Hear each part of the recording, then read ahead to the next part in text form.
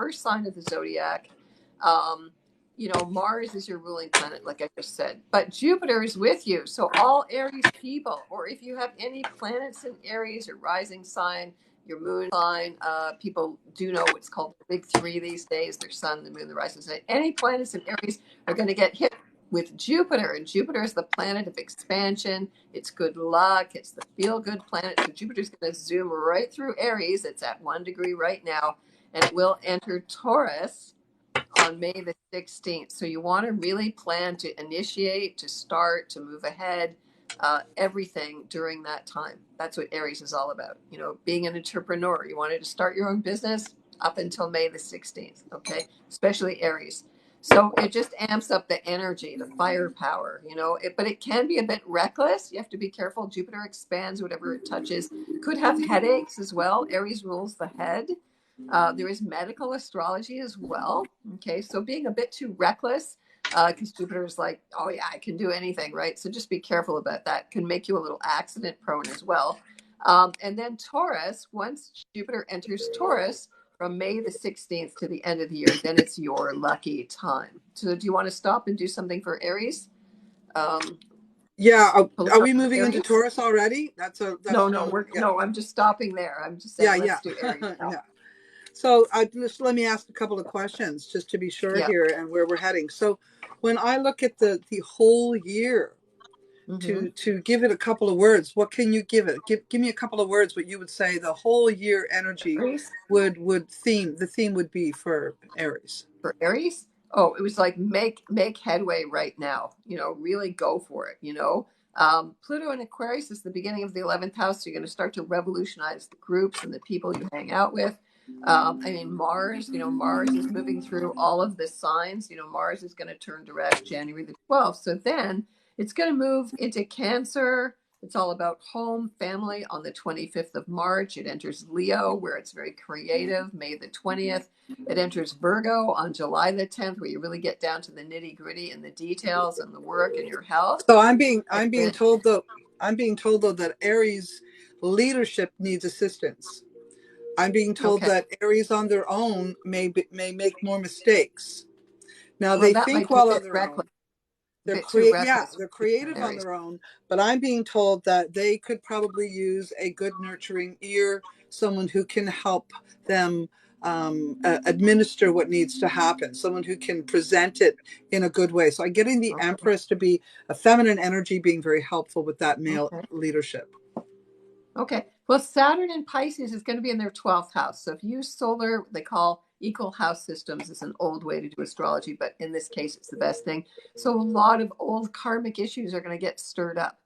There could be a lot of mental illness issues and a lot of guilt stuff that maybe you've been harboring. And you got to release that. You got to deal with it. You got to take responsibility.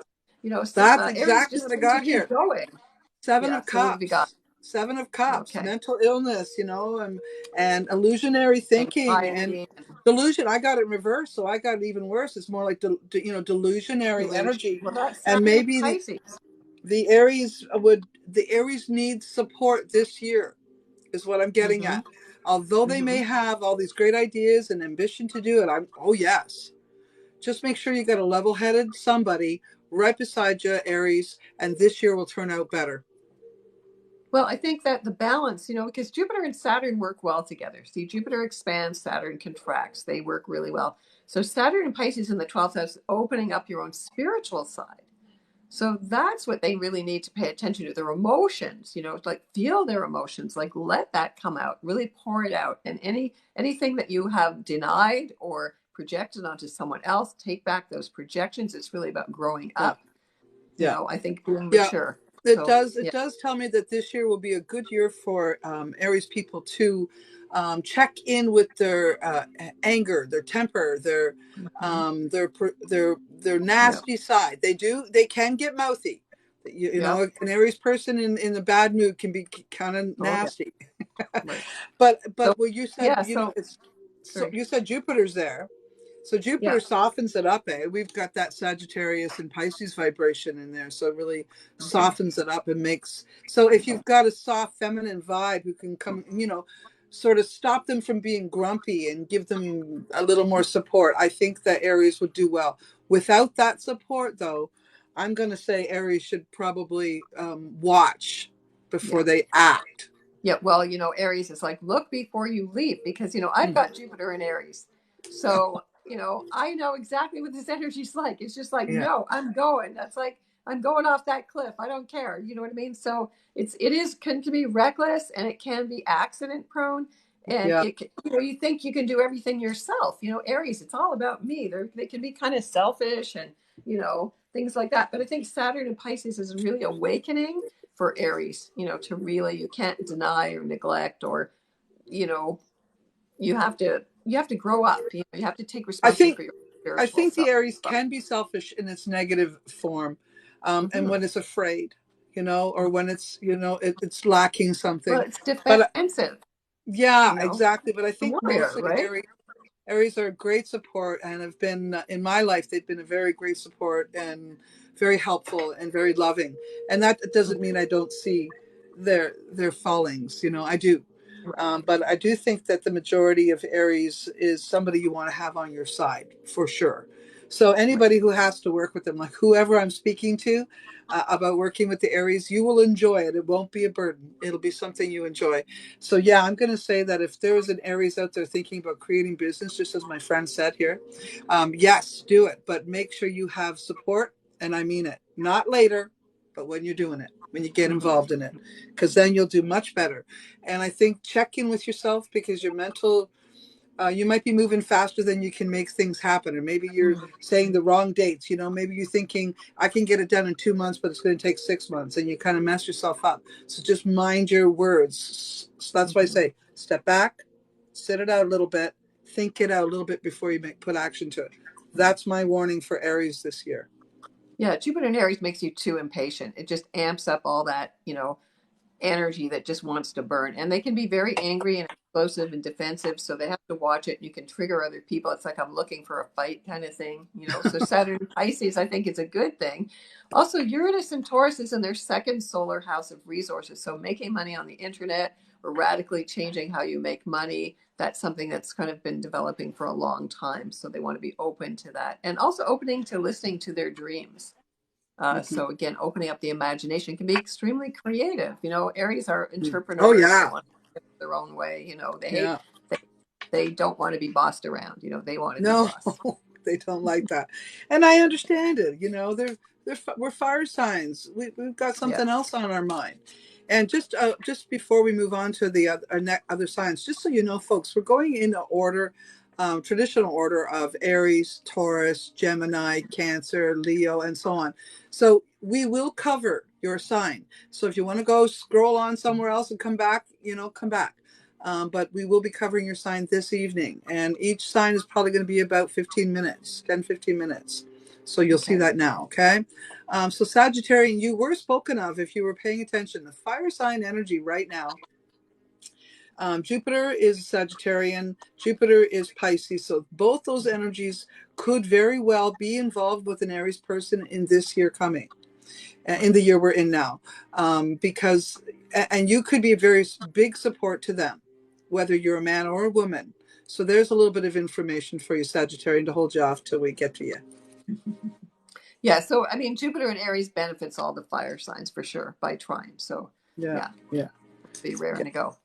yeah. So have we covered all we can for Aries for now? Yeah, I just want to mention one more thing. Venus, everybody wants to know about love. So Venus, the planet of love, is turning retrograde in Leo in July until September the 3rd. So it'll be in the fifth house of Aries, their creativity, willpower, children, creative self-expression, drama. So you can expect some breakups, some heartbreaks maybe, but really on your own speed, on your own term, like really owning your heart, maybe really revealing what your heart is really all about, and not being so defensive.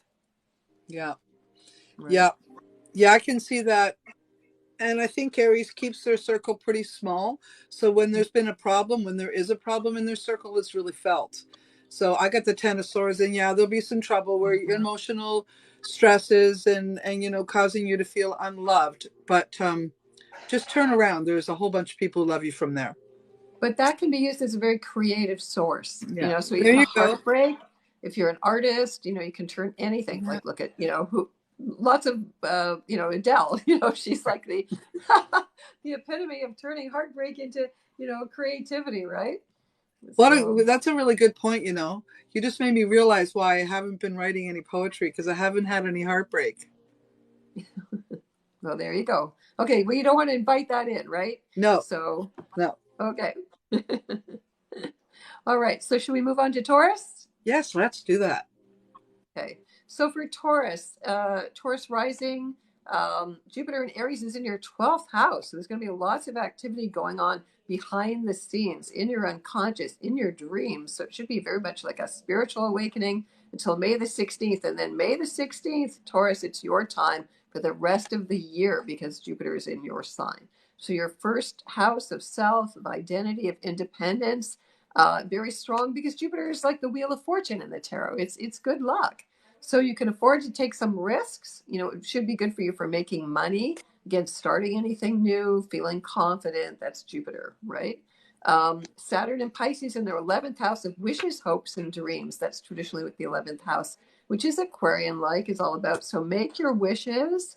Networking is good. Collaborating is good from March the 7th. Uranus is also in Taurus. So even though Tauruses hate change, they're what's called a fixed earth sign. I call Uranus and Taurus the cosmic cattle prod. So change is the name of the game. So yourself, your identity, being independent, very important. I Did you want see to that jump in here? absolutely. I see the Taurus having enough of it. Okay. I see the Taurus saying, you know what? I've been putting up with this. I've been doing it this way. I've done it everybody else's way. I've done my best to be good at this and that and this and that. And I don't think I'm getting the pats on the back. I'm going to make some changes, and you're all going to have to just put up with me. Right, That's where this is going. and right. and I think that for the first time in a long time, Taurus is going to fall in love with themselves. They're going to start looking at this themselves and realizing that they have been settling far far lower than they ever should have thought of. And unfortunately, that's going to require some people of close contact, like family, to Mm, shape up or ship out. okay. Yeah, I think that's good because, Taurus is kind of careful. They don't like to do things unless they know that it's a sure thing. So they're willing to take risks. And I think that's a good thing for them this year. Going out of their comfort zone, right? And it's all about comfort for Taurus, right? Yeah, and I think So, that's why there's going to be some changes, and they might even consider um, new environments. yep, definitely change it up. I mean, Uranus is all about like it's your midlife crisis. It's like get a makeover. It's like you want to look in the mirror. Tauruses love to look beautiful. They love beautiful things. They have great values. They're very sensuous. So really change that up. The best thing to do to change is like look at yourself in the mirror and see a new person. So I think that would be good for Taurus to do that. Neptune is in Pisces in their 11th house. So again, working with colleagues. Pluto and Aquarius at the beginning of their 10th house. So over the next 20 years, Taurus, you're going to have Pluto radically changing your fame, your fortune, your career, your reputation in the world. So you might want to think about how you want to stand up and how you want to be known in the world. That's really Would important. would you say that COVID has really dampened the spirit of the Taurus? At least I'm seeing that. Would you say that's true? Well, yeah, because they like security and nothing is secure anymore, Yeah, for sure. I would say that. yeah. Yeah. Yeah. So the other thing that I was seeing here is that some of them really need to look at their part in having an unhealthy or unhappy home, Mm-hmm, mm-hmm. because what's happened over COVID and all of this stuff that happened to us all may have changed the Taurus in ways even the Taurus doesn't like. Mm. Yeah, that's So that true. they need to take some responsibility. I'm not saying that they deserve some of the stuff they've got, believe me, but taking some responsibility is going to be their job this year. Right. Well, I think learning to work with groups of people, I think that's a good thing for them and being more compassionate. That's important too. That Saturn and Pisces is about compassion, right? Venus is going to be retrograde in Leo in their fourth house, which is all about home and family and children and roots. So it might be good for you to renovate your home or to make a big move, or it can be very fertile as well if you want to increase your family. reconnecting with family, you know what I mean? Venus retrograde is like really opening your heart, but there could be a lot of family drama. It's Leo, right? So stirring up the pot of those old family dramas, but finding a resolution to them as well. You know, Right. because you Right. Prince Harry, I mean, every family has their stuff. You know what I mean? Oh, for Um, sure. you For know, sure they do. but it's But I also still that see Venus. Mhm. I still see our Taurus being brave enough to let go of what's not healthy for them. So that's one of Yeah, the things I see, and it may yeah. put a few Tauruses on the single side that didn't Mm-hmm. expect it. Yeah, I think so.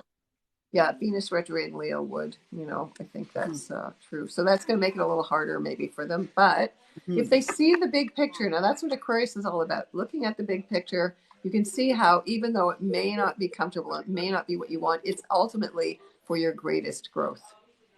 Mhm. And I think I that's also agree, what Saturn and Pisces one will hundred teach people. percent, So look at the 100%. big picture. Yeah, Yeah. yeah, I Look at the absolutely agree macro. with you there. Yeah, Okay. All right. I think uh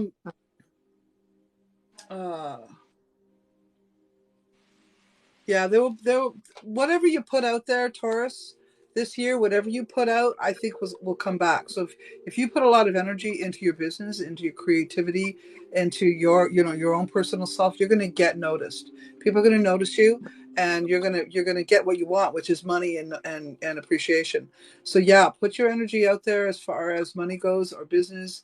Invest in yourself. Invest in yourself. Mhm. That's the best advice I can say. If you're looking at your business and your creativity and how you want to make money long term, this is it. Invest in Mhm. yourself.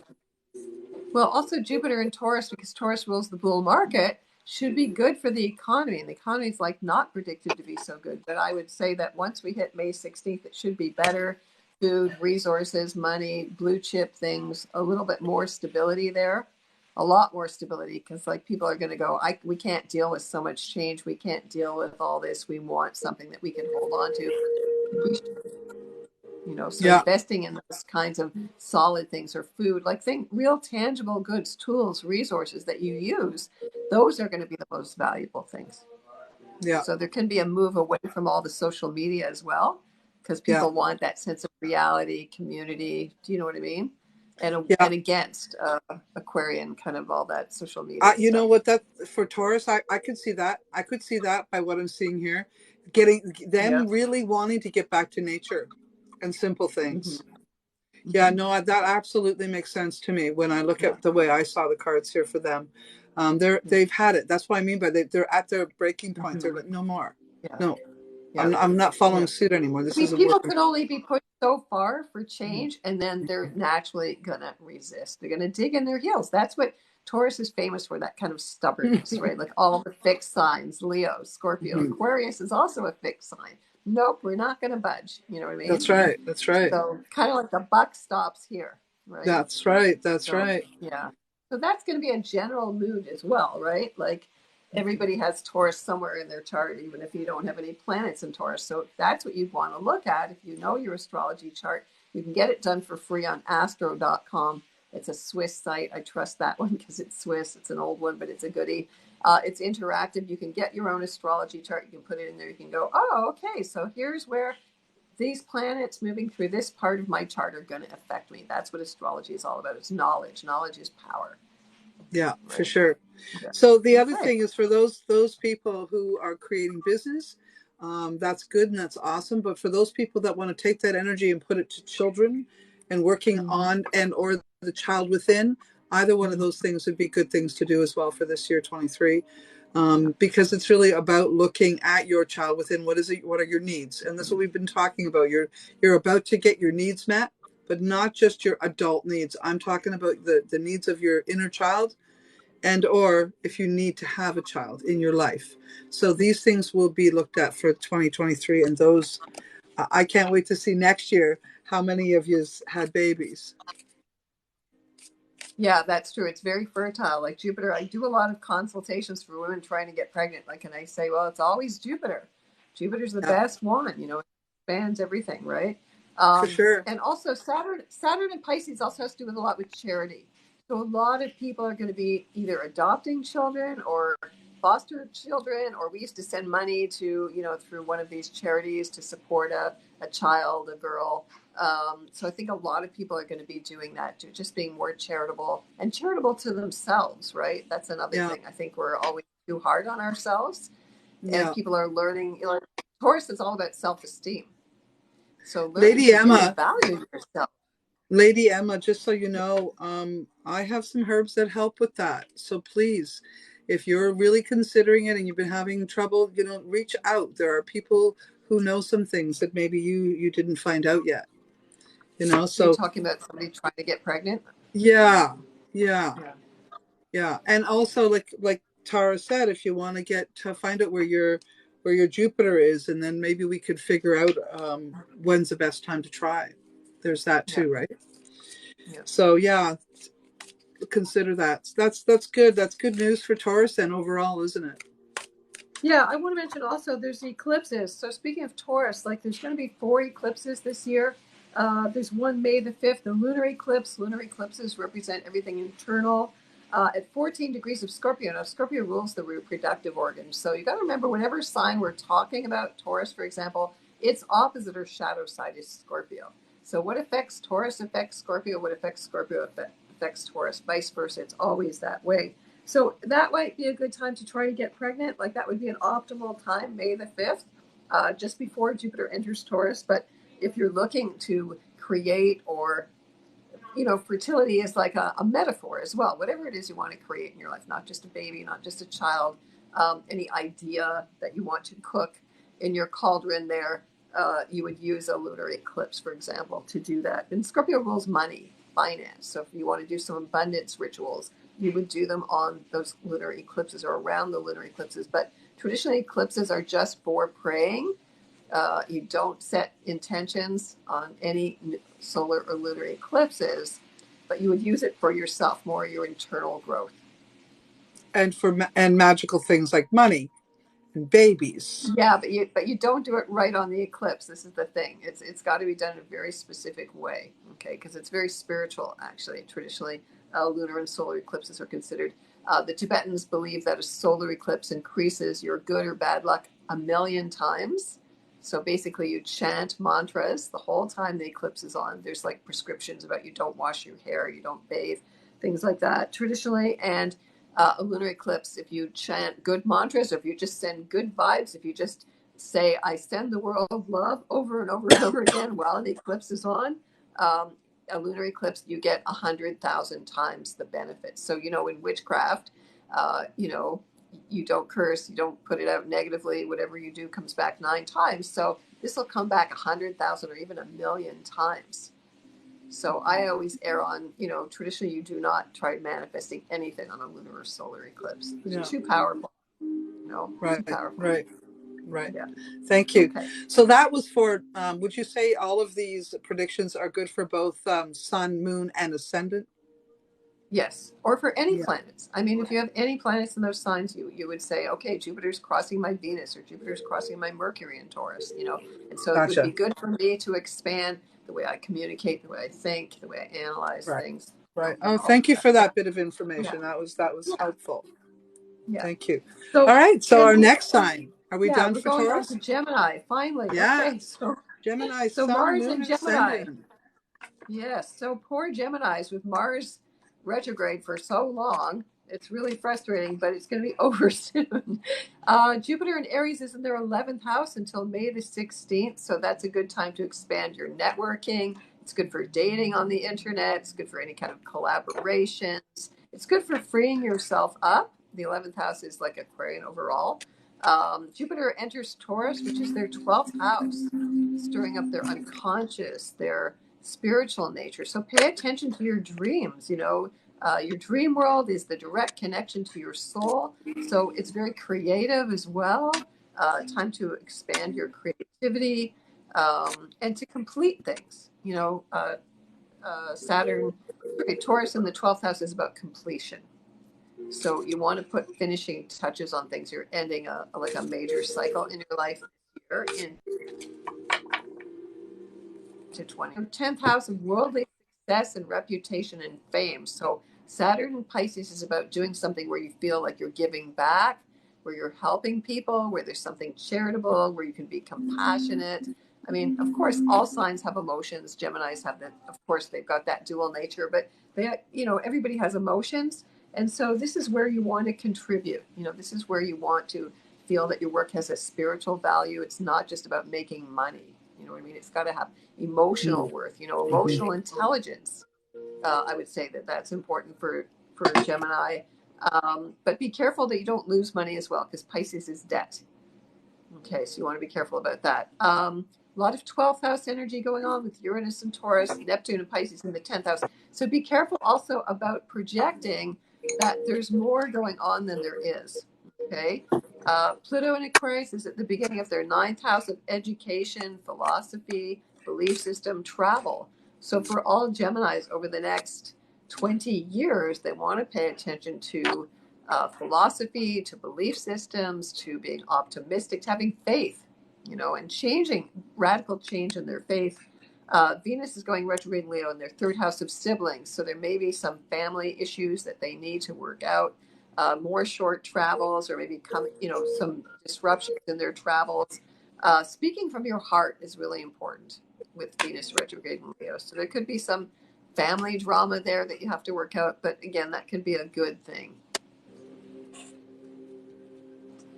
Yeah, I got some interesting vibes that I've actually seen this over the last couple of years for Gemini having to pull themselves out of a lot of negativity, things that they got themselves involved in and they had supported and thought was good for them, and found out that they were dealing with sort of a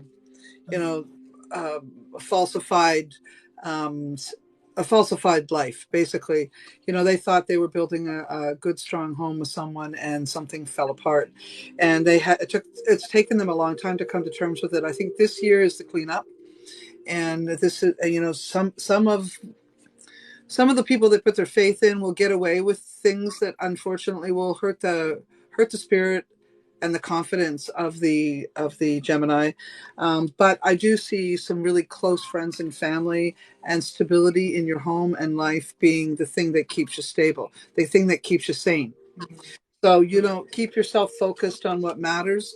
One of the things I like about Gemini in this is, even though they may be going through some emotional traumas, they still have a good mind for stabilizing and creating home or creating stability and wealth. They do have a good mind for that. And this year is not going to be any different. In fact, they'll probably have more money because they won't have to share it.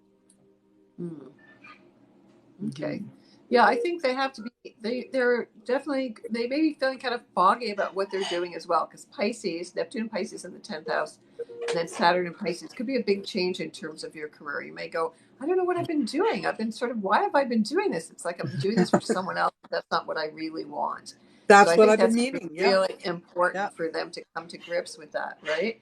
There's also going to be a solar eclipse at 21 degrees of Libra on October the 14th. So if you just want to think about the elements that will affect Geminis, because it's an air sign, so all the air signs, Gemini and Libra and Aquarius will be affected by that eclipse. So that might be a date that you really want to watch out for, a big change at that time, October the 14th.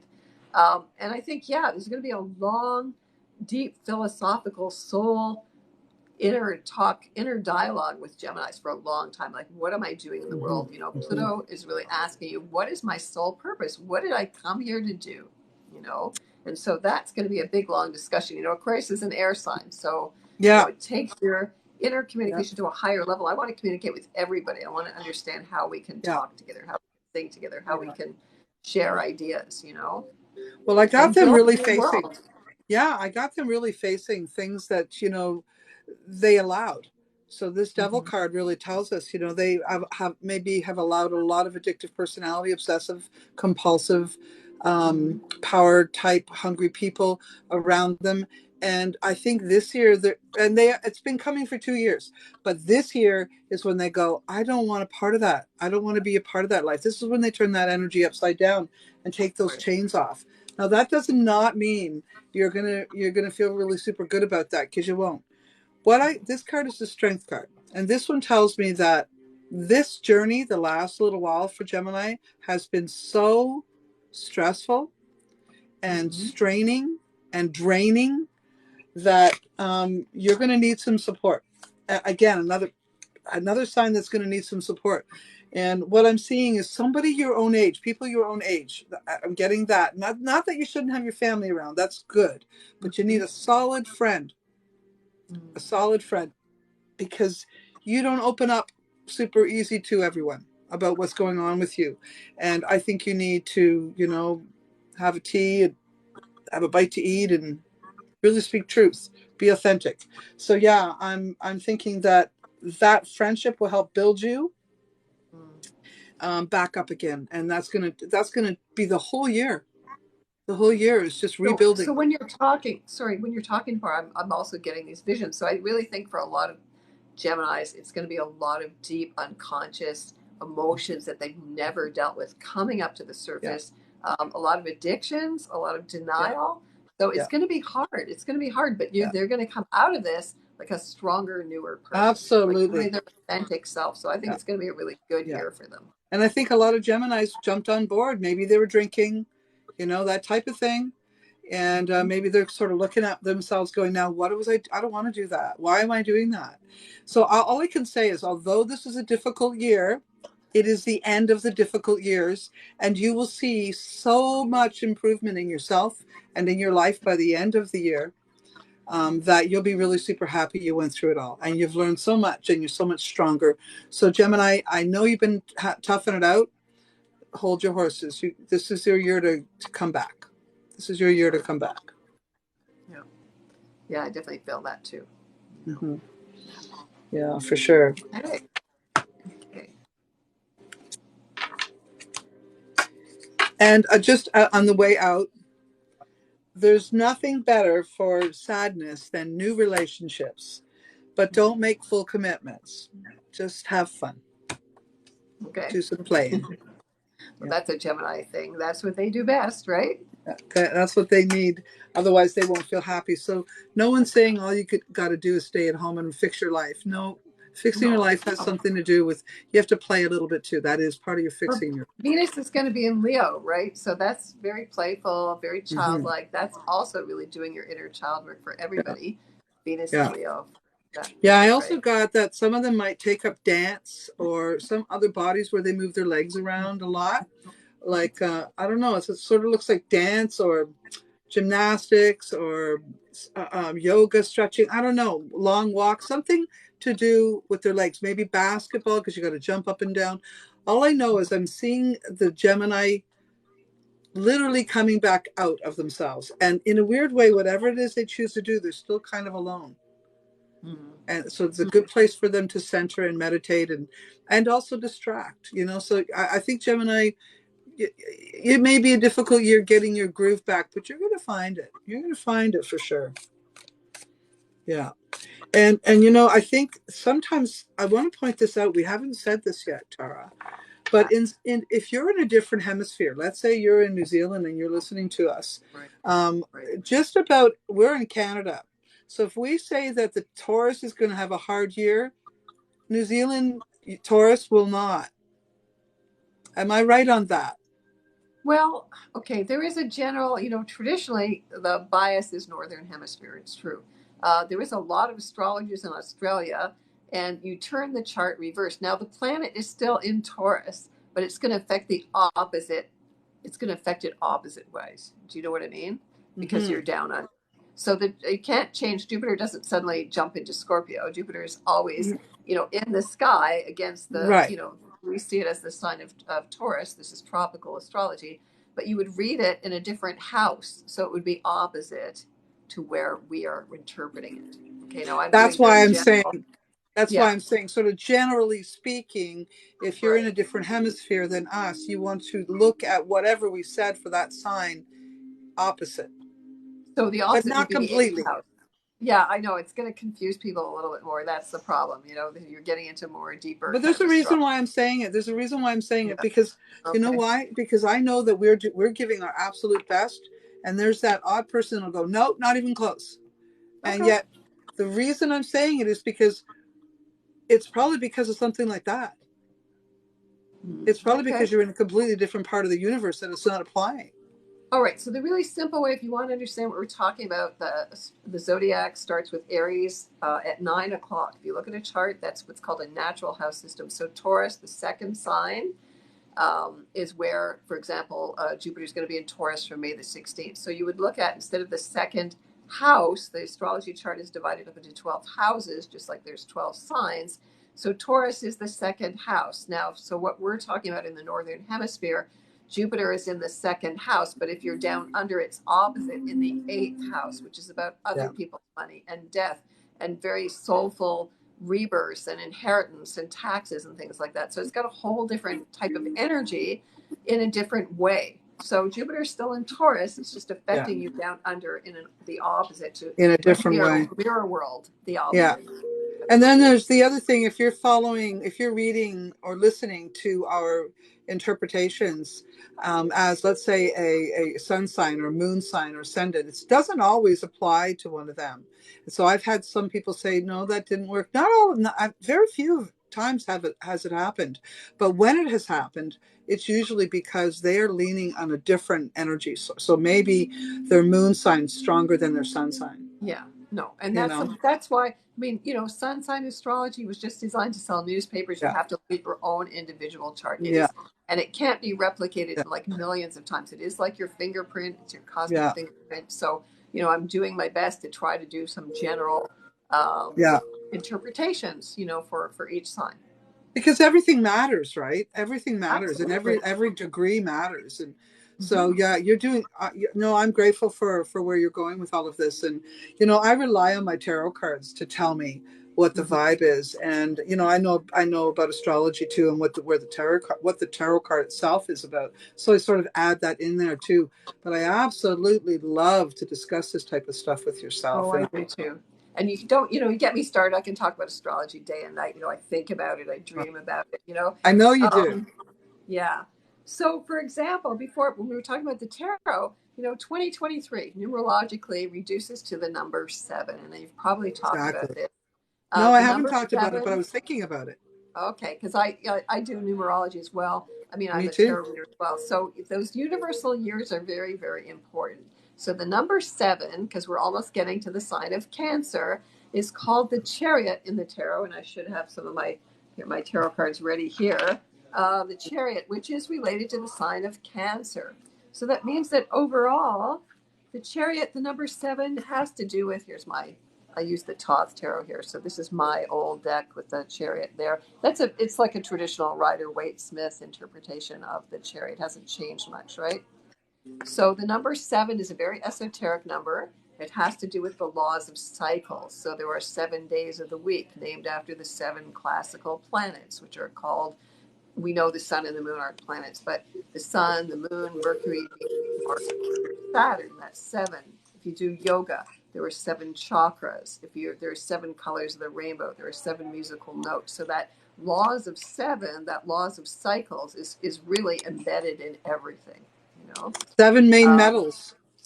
yes, exactly. I mean, they just repeated it over and over. Those seven metals are, today is Saturday. It's Saturn's day. His metal is lead, right? I mean, Sunday is the sun's day, et cetera, et cetera. But the chariot, like, because it's Cancer, it has to do with the inner child. You mentioned this already. The inner child, it's literally the womb. It's Cancer, the ocean, representing the unconscious, representing the great mother, representing, the oceans. All life came out of the oceans, the water that our bodies are made up of. I can't see what you got there. I Oh, have the different. Oh, chariot. modern chariot. Okay. Chris Ann's And that, deck. yeah, and that we need to be in the driver's seat. Like, this is one of my favorite cards. This one, you can meditate with these cards, and so I recommend, for example, with Saturn and Pisces, for everybody who's an empath or a psychic, like we've been, going through all the COVID stuff. You mentioned this before. It's been like, oh my God, we're just like Ugh. can't deal with feeling everybody's fear and projections and all of that. It's been really hard. So you have to have good psychic boundaries and Saturn boundaries. I just want to jump in right that and mention that. So the chariot is traditionally, this has to do with the Jewish metaphysical tradition called the Merkabah. And if people have heard of the Merkabah, it is a six. It's a six-pointed star in 3 dimensions that you use as a meditation vehicle. There's a whole mystical tradition around this one card. It's called throne worship. And so what you would imagine, if you need boundaries, I recommend to people that you imagine that every morning you're putting on this golden armor, just like the charioteer in this card. And it has the 12 gemstones for the 12 zodiac signs. And you can see it's got a crab on its head there that's Cancer, right? And feeling that what the charioteer is holding here, that circle, is the wheel of karma or the wheel of time. So you're not getting spun around by all the events in the world. You're containing it. You're holding it in your lap. So it's a very, very powerful card. I think we're going to really, everybody's going to need this energy and to really do this. And then there's like a canopy over the charioteer. Like when Jewish people get married, they have a canopy over them that's to kind of protect them from the light. And it's just a sense of just protection, right? Yeah. So you need to feel that you're in the driver's seat. The chariot is also being driven by sphinxes, which are very ancient, mystical animals traditionally, and feel like, I'm the one who's running the show there. I'm driving my own emotional vehicle. That's what the chariot is all about, the emotional body. We're in control of it. We're not letting it drive us all over the place. We're going to know how to keep the even keel here so we're not running off the road and, do you know what I mean? Just getting spun around by the wheel of karma. So, Absolutely. This is my life path card. oh, you're a number 7? Yeah. Cool. It's how I live my life. It's what has happened in my life, to be honest with you. And one of the things that it also mentions is leaving cities. So if we look at the chariot, we see what has happened. There is a story about it maybe being Jesus Christ returning after he was well enough after his crucifixion and getting all his things from his home. And he Right. comes in an armored suit and no one knows who he is. And he gets what he needs to and he puts it in his chariot and off he goes back to wherever he was. Okay. And this is a I've lovely never story. heard that story before. Yeah, I have a lot of lovely stories like this that I've heard and read along the way. Okay.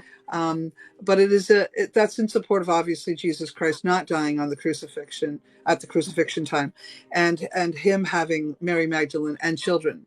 So what he had done is come back to his country, to his city, and got his things and left. So this card is also about being a spiritual person. It's not just about it's being a spiritual person and walking the road in the best way you can. So if, we see a Jesus, for instance, coming into a city that thought they killed him, he has to be mindful and careful, but he's still a spiritual person.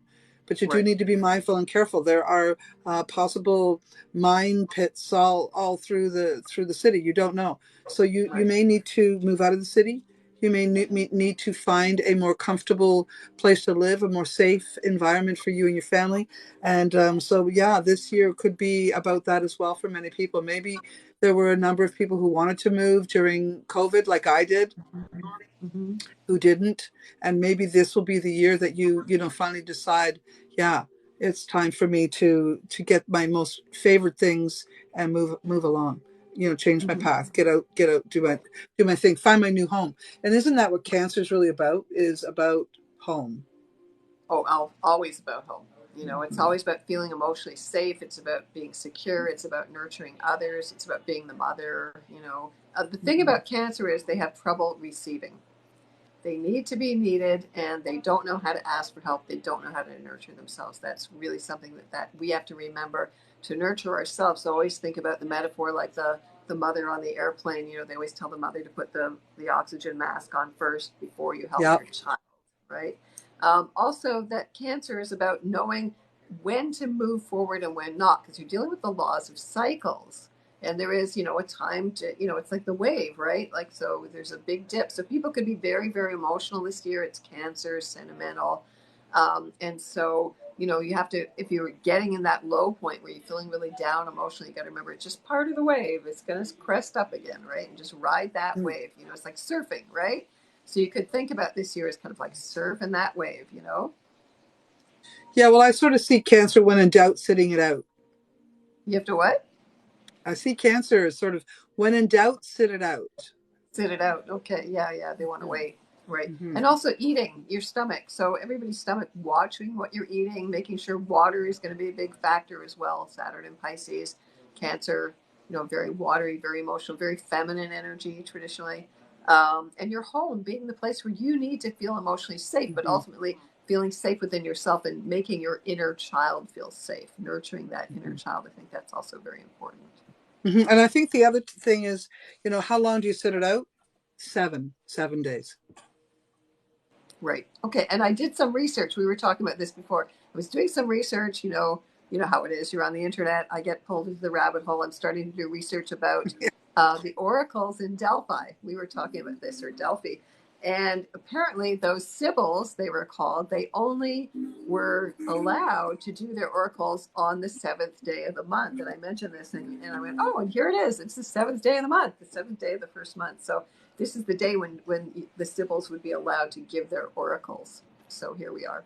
So the number Isn't that seven. So wonderful? again, Look at yeah, the I thought seven. that was That's great. that's really synchronicity, eh? Yeah, I love that. Right. And so it all happened like, okay, I'm always going, why am I reading this? And then boom, it's like, oh, because you need this information, right? Yeah. Yeah, So also paying attention to your chakras, making sure all the chakras are open, making sure that, again, I think it's really about balance, the chariot, that you're still feeling like, okay, yeah, the world is not spinning me around. So really being in control of where yeah, you want to put your consciousness, your energy, your emotions, right? Like, and how sensitive you are, how everything affects you, really getting to know your own emotional body. I mean, that's the basis of all meditation, or, it's about family. And I worked absolutely. with I worked with a Tibetan Buddhist teacher for about 10 years. And I remember him saying, if you want to get enlightened, kind of settle down and have a family. It's going to hit you every moment of the Right? day, right? What's enlightenment really all about? So one of the things I see is that cancers have probably not been very um, maybe they have been feeling a little crotchety. I'm going to say it that way. Maybe Okay. the last year was they're just not in their game, and it could be because even though they're all about homes and houses and they like their home, they don't like to be told what to do any more than a Gemini. So Right. or pretty much any sign, to be really honest with you, but especially I think when you tell a Cancer they have to do something this way, they get a little bit rebellious. Okay. Well, And I they're do cardinal think, signs. yeah, I do see that. And so I think this is going to be a good year for you to sort of tune in. And part of the reason why is you're going to find your tribe. And that's what I'm seeing with cancers. They're going to find their tribe. And, maybe it isn't their own family, but they're going to create their family and feel as if they have a family and feeling the love. So I do think that what will really heal the soul of a Cancer person will be love and feeling as Mm-hmm. if they belong in a family. Right. And I think the other thing is work. Cancer has to have a meaningful job. Cancer has to have a job that really speaks to their soul. And they also probably like to flit and flutter. Okay. I think Mm-hmm. cancers like the moon. The moon has 4 stages and I mean 28 faces, if you Yeah. want the truth of it. So I Right. think the Cancer has the 28 faces, and I don't mean that in a bad way, just in terms of their climate and their Right. personality. And if you can get to know your Cancer well, you'll realize that they are moving with the moon, whether it be the dark moon or the full moon. You just have to see where they start. But the bottom line is, I think that they don't want to work as much as they have, but they want to be involved. Okay, so on that note, I'm going to just talk about what the astrology, what the planets is doing for Cancer Yeah. this year. Jupiter, that planet of expansion and good luck, the feel good planet, is in their 10th house of career and world fame. So they are going to want to expand their career. They want to get notoriety. They could get promotions. This is Jupiter opens the door, ask for that promotion, trust, have faith, all of that. So that's a good thing for Cancer this year. Yeah, your job needs to emotionally really fulfill them. It's got to feel like family. Do you know what I mean? Like they just want, I love to go to work because I'm going to take care of everybody. That's right. Or they won't But in want to go. Aries, Or they won't no, want to go. And they no, also that's want to true. have a job where they can come in and out a bit.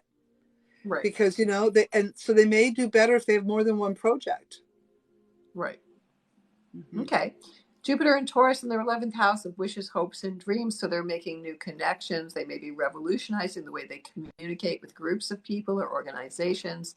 Saturn in Pisces is in their ninth house of adventure and long travels and higher education, optimism, philosophy. So there may be a big expansion mystically in their lives, I mean, Pisces is a water sign, so Saturn and Pisces will limit and test Cancer, but bring a lot of maturity as well. So they may want to go back to school. They may want to make a big move, move their home because their home is everything. Always Cancers like to be near water, of course. So Saturn and Pisces, very creative. So working with watercolors or anything that expands your imagination, photography, uh, singing, music, all of that. A lot of 11th house, Uranus and Taurus in the 11th house, again, working with groups, new organizations, implementing something new. Neptune and Pisces in their ninth house, again, a lot of this on adventure, learning, justice. Pluto and Aquarius, so at the beginning of their eighth house of mysticism, inheritance, soul journey, deeper in the soul journey is going to go on for the next 20 years. And then Venus retrograde in Leo in their second house of money. So they could recoup some money Yeah. for something that they've done or get a benefit from something that they really love to put their heart into. Again, that sense of drama, playfulness. Leo is the sign of the child. So it could be also very fertile as well for Cancers. And just, happy, fun, joy, like Jupiter and Leo. You want to have fun. You want to play with your inner child every day. And they love to make art and they love to sing and they love to play, dress up and, like more of that playfulness in their lives and in their work. And I see that Cancer energy is very feminine, even if you're a man. I see it as Yeah, very it is. feminine kind of an energy. And I think there's going to be some revelations for the Cancer this year in regards to inappropriate relations with male energy. So I think the feminine part of the Cancer is going to squawk about being oppressed, squawk Mm-hmm. about being controlled or unheard or not appreciated. I think some of that stuff's going to come, and Cancer is going to kind of draw that line and put some clean boundaries and make sure everybody knows where she's or he is at. So Mm-hmm. because I got them being very cautious around male energy. I'm not sure what that's about, but something's going to stir the Cancer in 2023 regarding fatherly or male energy. And maybe a Well, Saturn is the backwash. father. Saturn is the father. So there could be some old karmic issues from childhood or emotionally Yeah. you're remembering something that happened to you, Yeah. maybe some kind of abuse or Yeah. just having more boundaries. Saturn and Pisces, Yeah. boundaries, Yeah. which is a good thing. There are healthy Yeah. boundaries. You need that, Yeah. right? Yeah. So I Yeah. see Cancer really standing up and taking their power and putting it where they want it. It doesn't mean that they can't be gentle and soft and loving. They can and they will. But this is going to be a good year for them taking their power and putting it carefully around them. Right. Yeah. No, I would say that. So, like wrapping yourself up in your own emotional security, Yeah. right? And that's, yeah, I'm in the driver's seat. I mean, the chariot also, speaking of Cancer, is a sense of a victory lap, right? There's Yeah. also what does that feel like, to have my victory lap? I think that's an important thing for everybody to think about, right? Well, and then if you think about too, with Cancer energy being the moon and 7 being the energy of the year, we have Cancer being highly supported by the chariot. So, whatever it is they want to make happen, they're going to have the reins. They're going to be able to make it happen. And I'm really happy to say that because I've had a Cancer come into my life recently, and I'm really grateful Mm-hmm. for them because I do think they're brilliant and they're Mm-hmm. hardworking. They don't want to work hard if they're not happy, though. If they're Right. happy, they will give it all they have. And I think they're Mm-hmm. brilliant and they're very capable of making a lot of money. Well, they love to nurture people. Mm-hmm. So that's a Cancer. They're nurses, they're work with children, food, housing, even interior design, anything that makes Yeah. people feel emotionally safe. That's what Yeah. Cancers are. So they're like the mothers. I mean, really, we all need the mothering, the Mm-hmm. mothering instinct, Yeah. and they work well from home, even though they because it's Cancer, right? They don't really want to leave their homes in some ways too, right? Yeah. Yeah. So I That's think it's why going they to be a don't good year for that's why they Cancer. don't want to work that much unless they're working with their family or working with then they don't mind leaving the house. So they're Right. kind of a Yeah. complicated sign, but they're really quite simple at the same time. Right. Yeah. Yeah. And it's a cardinal sign. So all cardinal signs can like to initiate things, right? So in that way, they can be kind of obstinate. They want to do things their own way. Yeah, I've seen it. I've seen it. Yeah. Do we have anything else for them, or shall we move on to the Leo Sun, No, I Moon, think and we're going to move on to Leo. Okay, let's move okay? on to Leo. So Leo, the second fire sign, rules the heart, rules the willpower, drama. You know, Leos are the kings and the queens of the zodiac. So wherever you have Leo rising, your sun, your moon, any planets in Leo, you would look for them for the big drama. So Jupiter and Aries are in their ninth house, so there should be travels, adventure, maybe going back to school, legal matters. Jupiter rules justice. Um, and just a big expansion in everything you love. Optimism, should be very happy, very positive for Leos.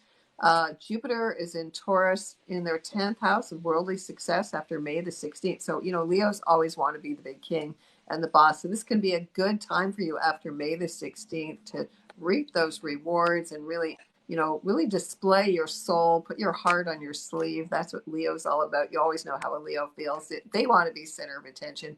Although there are shy Leos, of course, it depends on where the sun is in Leo in your chart, which house it's in. But you want to, you know, display your leadership. You want to be sovereign. Okay. Saturn and Pisces in the eighth house, so there could be inheritance, deep soul changes. Um, like a lot of rebirth, like a new spiritual sense of themselves, Leo. Because they're very fiery, they're very passionate, right? This is more internal, more feminine, Saturn and Pisces. Kind of wondering about the mysteries of life, more wondering about, you know, who you really are at a much more subtle level, like because Leos can get wrapped up in their egos, you know. Uranus and Taurus in their 10th house again, so that can be a big change in your career, a radical change in how you want to be known in the world and your reputation, which so it can be a little chaotic as well. Neptune and Pisces in the eighth house, so they're going to get into occult things. They could be into detective work and um, their dream world, working with their shadows, working with addictions, you know. So a lot of things that they've been denying to them, from themselves. It's a good time to work on that. A lot of spiritual growth, I would say, a lot of creativity this year. Leo is a creative sign. And then Pluto in Aquarius is just at the beginning of their seventh house of commitments and marriage traditionally. So major radical changes in who you're attracted to and in how you go out into the world. That's going to be a 20-year long change in your partnerships, in like who am I compared to everybody else. And then Venus is going to go retrograde in Leo in their first house. So it's a change in their self identity, their values, how they make money, in their heart. Leos always have to do what's in their heart, or else they can literally have heart attacks. And I always tell my clients that it's really important. Just listen to your heart. That's all you have to listen to. The heart is really the big brain, not this part. This is just the Yep. organizing system. Listen to your heart. That's all you have to do. So, you know, Leos really express exactly how they feel. So, you know, for Leo, it's going to be very fiery, very passionate, but making a lot of money. It could be really good for their career and also understanding themselves on a much deeper level, much more spiritual and creative level. So, if you're a Leo's creative, there's going to be a much more spiritual, imaginative side coming into your life that you're going to channel literally.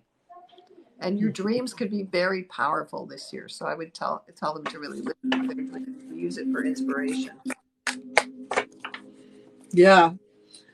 Yeah, I would say that I think this is going to be a good year for Leo overall. I do. I think that finances do need to be addressed, though. So maybe the Leos had some question about. It's not that they don't have so much money; is they don't have so much money building back up to their expenses. So they're spending way more than they have coming in, and that's because they're creating. And I think because in that creation mode, they've got to spend a lot of money, but they're doing a good job. They're putting some good things out there, but they will have to face some restrictions in general, and maybe they don't really like not knowing what's going on. What I'm seeing here is that Leos that are being led on any level may have some difficulties with that. They may have some difficulties with that. Okay. Um, hmm. Yeah, I think they have to watch debt because Neptune and Pisces in the eighth house, you could be losing money. You could be addicted to something.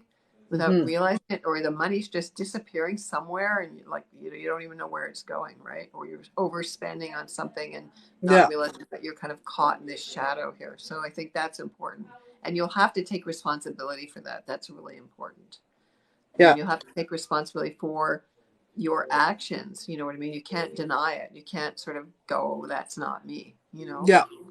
It does look like there might be a spendthrift when it comes to maybe eating out or buying certain things, maybe not. Maybe they need to be a little more budget wise and Mhm. a little take a lunch to work, for instance, Right. that type of a thing. Could be that Right. simple. It could be simple things like that, just to sort of scale Yeah. back.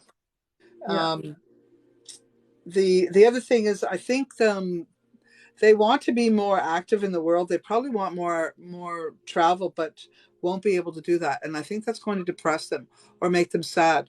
And I think that could be maybe some of them who want to go. Let's say they want to go to California. They Hmm. can't because they need to have a vaccination and they don't have it, or Hmm. something like that. Those Okay. types of things I think are going to be seen in this year.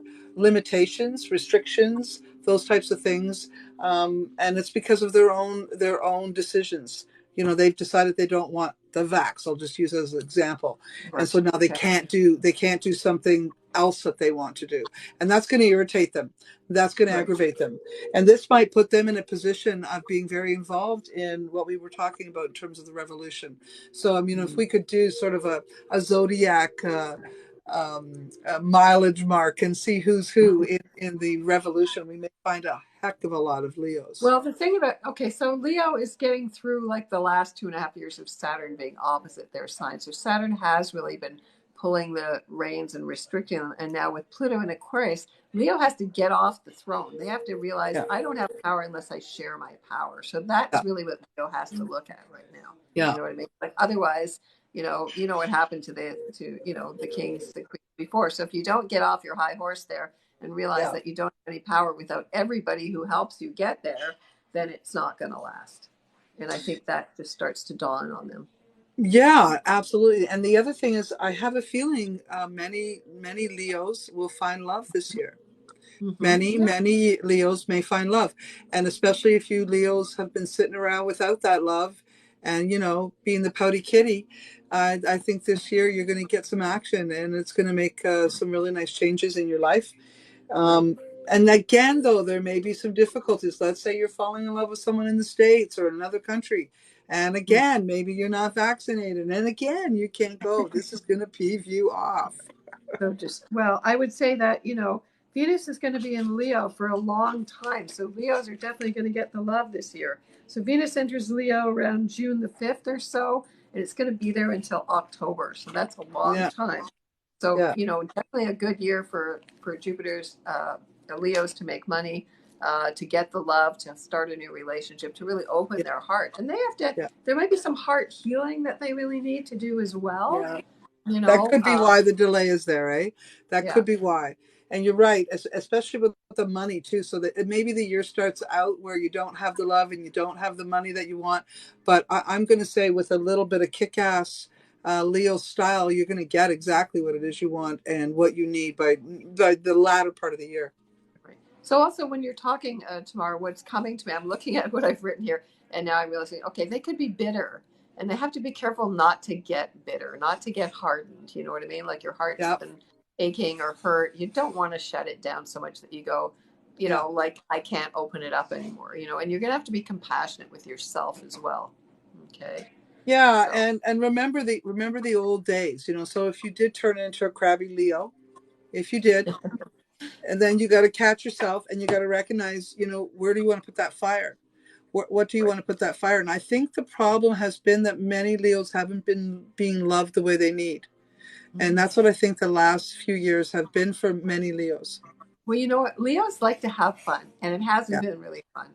So It's I been think it's going terrible. to dampen their spirit. Like all the Yeah. fire signs, fight, Yeah. but they can get really down. So Yeah. like the Leos are going to feel like, oh, life isn't fun anymore. Like I forgot. I know what that feels like. You forgot what Yeah. it's like to have fun.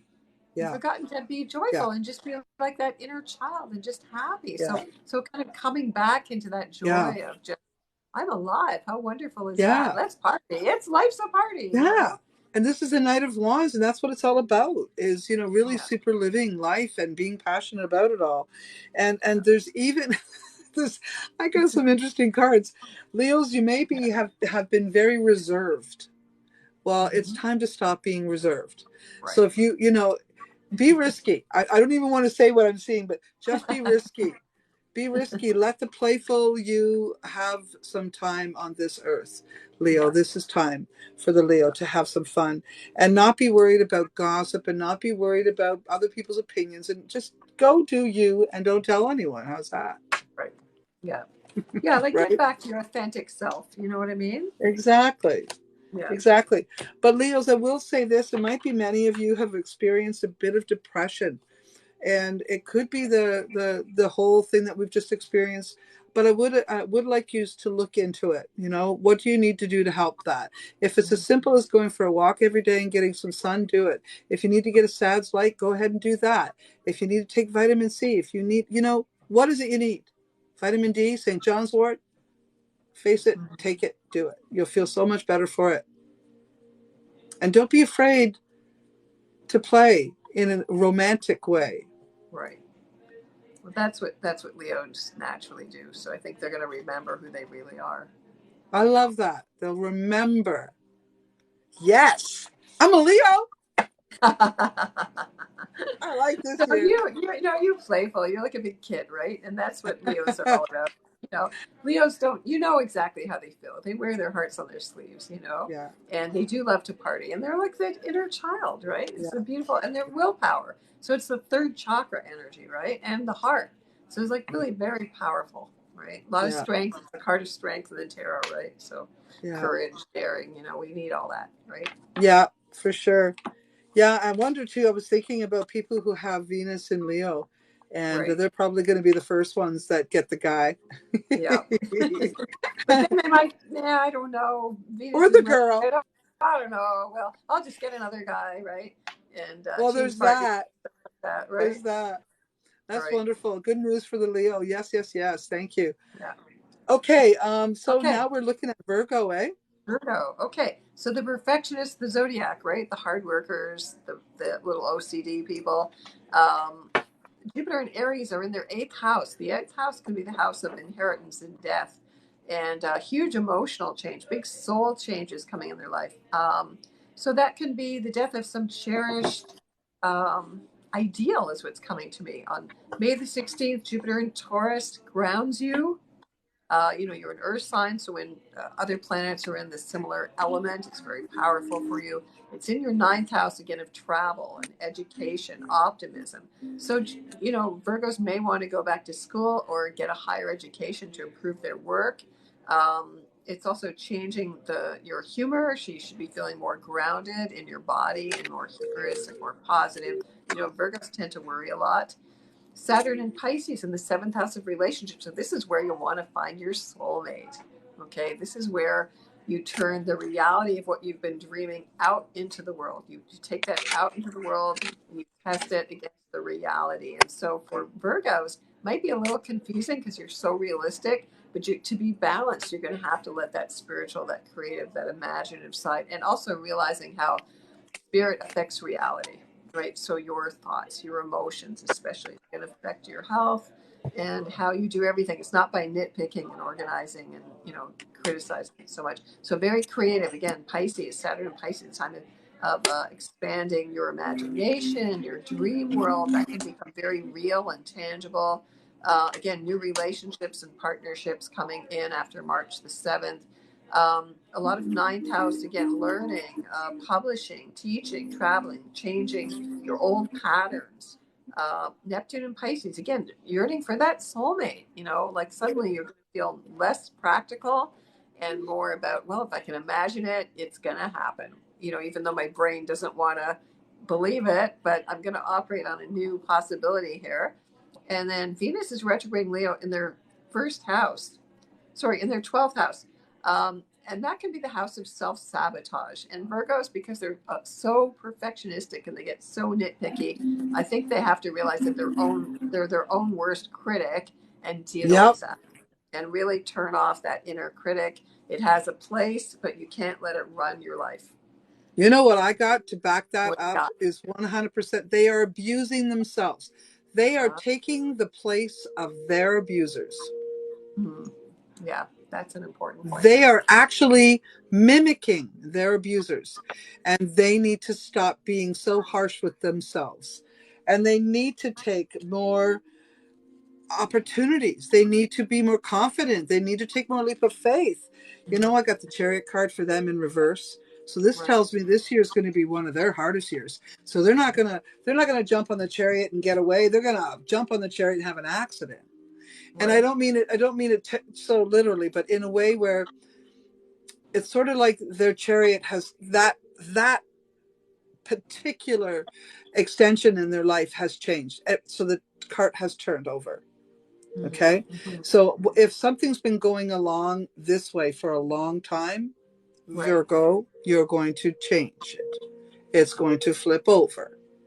And it's something completely unexpected, but something you might have thought of for a long time and never thought you were going to do it. This is the year for those types of changes. Unfortunately, there may be a handful of you who decide to stay in your hell. Hmm. And that's a Virgo thing. Hmm. But if you've got the kahunas, I say get up, fight it. This is the year of a revolution. You might as well take the internal revolution and make the changes in your home. Because as far Well, as I'm concerned, if you're not happy there, you will not be happy in life. right. Well, I think, also that Neptune and Pisces, they're going to have to deal with the projection of everything that I'm criticizing outside of myself is just really seeing how you do it to yourself. And also that sense of, what do they call that? There's a name, I identify with like your betrayer, and Yeah. so dealing with that Stockholm addiction. syndrome. Yeah, Stockholm Stockholm. syndrome, dealing with your Yeah. Yeah. OCD, dealing with you Yeah. cannot control anything. So really that's a liberating thing. It's like, okay, I have to have faith. That's Pisces. Faith, trust, Yeah. it's not just about me, because it can be a self-sabotage, of course, all that self-criticism. It just limits you from your own success. There's and your own expression, your own sense of feeling safe in the world. Yeah. Jupiter's also worried about their health. And so it may be a good year to change your diet. And again, realize that vibrationally, everything you eat is affecting how you feel and where you work and everything around you, just really expanding your perception of all that. Right. So everything is not so concrete and hard and tactile and, I think the biggest able to be problem for put in boxes. I think the biggest problem for Virgo will be financially being able to finance their thoughts, to finance their wishes, their dreams, and the confidence or the lack of confidence around the finance. And I'm kind of surprised because, I always thought Virgo to be a really super smart, business savvy type of person. But I think what we're seeing is when we're talking about those people that have forced themselves to live out lives in unhappy situations, Mm-hmm. it's in their mind that they don't have enough money to manage. Mm-hmm. I think that it's just a fear or lack of scarcity Mm-hmm. that the Virgo will have to look at and face. Because I think they have skills. I think they have strengths. I think they have, what if you were literally thrown out of the house that you're in, Virgo, I Mm-hmm. think you would be the one who lives. You'd be the one to manage it. Oh yeah, they're So I very think, practical. They get the job yeah. done, you know. Yeah. Hmm. So I guess the biggest thing is confidence, and this is why I'm saying I think this year they'll face that inner demon that has been abusing them all along. Sort of the good guy, bad guy. What do you call that? The angel and the devil sort of thing on Right. your shoulders. Yeah. They've been listening to the devil just way too long. Right. Yeah. And The it's devil time is in the to, details. And yeah, Virgo's all about the details, right? There you go. right. That's exactly what's happening to them, and I see this as a very good year for them to shift it. But I did say, and I'll say it again, you could be that Virgo who decides to stay in it. Well, if you do decide to stay in it, then I'm going to say you need some counseling. And I'm going to say it loudly, you need some counseling. And that's because you have some mental health issues, and otherwise you wouldn't stay in it. You would not. Right. So I'm saying it out loud. Yeah, I said it here, and I said it somewhere else, and I got 1.7 million views for that. Right. That's a fact. Yeah. Yeah. Yeah. Well, the other thing about money, I just want to mention that because if we're dealing with like Virgo being the first house, the solar eclipse October the 14th is in Libra, 21 degrees Libra, actually in their second house of money and rebalancing things. It's Libra is the sign of karma. So that might be a big time when they come to a realization. A solar eclipse is a realization that I'm totally out of balance here. I need to change the way I view myself in partnerships because that's Yep. Libra. Yep. That's good to know. When's that? When's that going to happen? Did you say That's May? October the 14th. October. October the 14th. So they got to put up with the whole year before they get to that. Well, not Yeah. necessarily, you know. I mean, um, Venus and Leo is in their 12th house. So they're going to really need to do the therapeutic work there, but where they're hiding their heart, where their willpower, you know what I mean? All of that, like you're saying, it's endings, it's completions, it's dealing with their OCD. That's really what I wrote here. You know, you have to Right? deal with that fear of the Yeah. world, kind of, you know, Yeah. or micromanaging the world too much. You know, nobody's perfect. We're human It's the truth. beings, That's right? what it is. That's what it Yeah. is. It's micromanaging. They're worried. They're so worried. Their inconfidence is making them unable to go forward because they can't Yeah. control everything. Yeah. And they worry about health and they worry about, you know, so it's been really hard for them for COVID and all that fear of Yeah. germs and, you know, Yeah. all of that stuff. They're like, their nerves are frayed, That's it. actually. That's it. That's just it in a nutshell, isn't it? Yeah. That's it. And I guess the best thing we can say to Virgo on the way out the door is, your instincts have been really good. You have to check in with the fear base, though. So if you've been educating yourself about how to manage COVID and all of that, then just do those things. Wash your hands, take your Mm-hmm. disinfectant, bring a mask if you feel uncomfortable, put it on. Those types Right. of things. Right. Just be practical. Be practical. Don't be afraid. Right. Right? Be Yeah. There you practical. go. Yeah. Yeah. Yeah. I'd say that. So that I say, and the other thing is, I think there's a selection of Virgos who have been very selfish, Hmm. and I'm going to call it that way, Okay. selfish. I'm not sure why. Is it because, and I'm wondering, is it because Virgo ascendant is often in this deck in a lot of this hemisphere, and a lot of people it's in the Aries house? Is that why? Well, Virgo to me is like the most popular sign, right?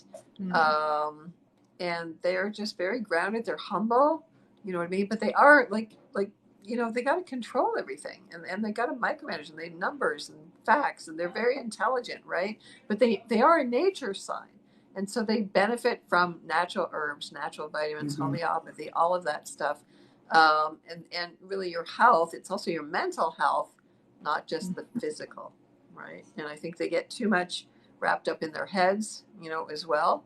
I mean, Jupiter in Aries is going to be in their eighth house, so it could be a big spiritual epiphany for them this year, like really Yeah, expand their ego, which you're saying, like yeah, positive. Some of them are too humble. You know, they can't take a compliment. You know, they yeah. don't know how to receive gifts. You know, that's very it's poverty. Traditionally, Virgo is the sign of the servant. Traditionally, right? So there could be a lot of maybe what's the word, intergenerational trauma that they're Yeah, carrying. that has Yeah, stopped them from putting themselves out there. And that's what I'm yeah, saying. I think this year, those people who have been isolated, who have maybe been self focused, selfish, however you want to look at that, you're going to step out and you're going to look at stepping out because you're going to realize you're not happy. You're not happy living the way you're living. And so, Virgo, I say that, this is the year for you to shake that shit up. It really is, and don't be afraid of it. Don't be afraid. Step into your fear and you'll manage this. That's all I can say. This can be an extremely good year for the Virgo if yeah. they let it happen. Well, I think Saturn in Pisces is going to draw them out. You know what I mean? It's going to Yeah. help them to realize and follow their spirit like a force. It's about trust and faith, you Mhm. know, and you can trust that the universe has your back, you know. Like worrying doesn't make it any better. You know, that's an No. old kind of old fashioned belief system, right? Well, We're going one to of the talk things about for sure Virgos, is we can look at, yeah, I got a little bit of fire going on here. We can look at the universe conspiring for us as opposed to against us yeah, just as easily. right. Yeah, you So know that book, that astrologer Bresney, what's his name? He wrote a book called Pronoia, the opposite of paranoia, and it's all about positive. Rob Bressi, his name. It's really great. Pronoia. Yeah. I love that. Yeah. I love that. Okay, let's take a moment. We're at the halfway mark, and we're going to be doing Libra in a few minutes. I just Okay. want to take a second and open my windows because I just smoked myself out. Okay. Just give me a second. Okay. All right. And maybe you want to get a drink. I don't know if you need a drink, Tara. Okay. Yeah.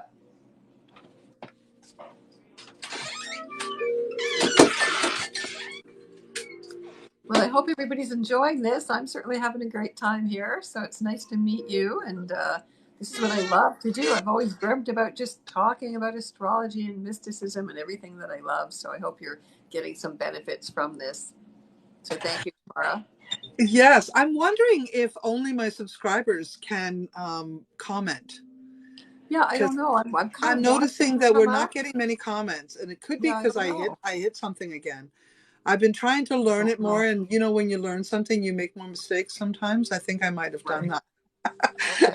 But Well, but you live and know, learn, right? for those people that wanted to leave comments, I'm sorry you couldn't, but you can if you become if you are a subscriber. The other thing Okay. I would really appreciate if everybody would do me a big favor. There's lots of people in the room, and thank you for being here. I'm Tamara Whitewolf, and this is my friend Tara Greene. For those that don't know, we're both psychics and astrologers, and we are here to give you 2023 as it is, the real deal kind of thing. And so we're doing our best. We hope you are enjoying it. We will be cutting and pasting and uploading a little later, and over the next couple of weeks, you'll see some awesome little clips to remind you of what we said and shared with you today. So I think it's a really good idea for you to stop and tap that screen a whole bunch of times. Throw us back into the algorithm. That would be really nice, sending all kinds of love to us and to Okay. everyone in the room. So we would appreciate it. Just tap the screen, just like that. And you can see all the love I'm sending you. See that? See those hearts? Those are coming from me. Can you see them, Tara? I can't see them. You I can't just see see them. people coming on and following. I see people saying they followed the host. That's what I'm saying. New people joining, and I'm watching the numbers go up and down. Yeah, So yeah, yeah. I know So, people and get impatient because they want to get to their yeah, sign, but that's okay. yeah. They'll get to it sooner or later. Yeah, so just the Okay. other thing for those of you that have not stopped to follow my friend Tara Greene 88, please do that because she does do regular uploads of what's going on, the climate and forecast of our horoscope and zodiac energies. And it's really good to, you know, keep a finger and a pulse on all of the good psychics and astrologers and see how we do and how we compare. Okay. Right. Yeah. Yes, you have So it it says set somebody for just said, subscribers. Tamara, sorry, that you only have it set to subscribers. So I don't know if you can change that now or You know, it's maybe we'll have to probably do. not a good idea anyways, because we aren't Yeah. going to be answering questions. Right. Okay.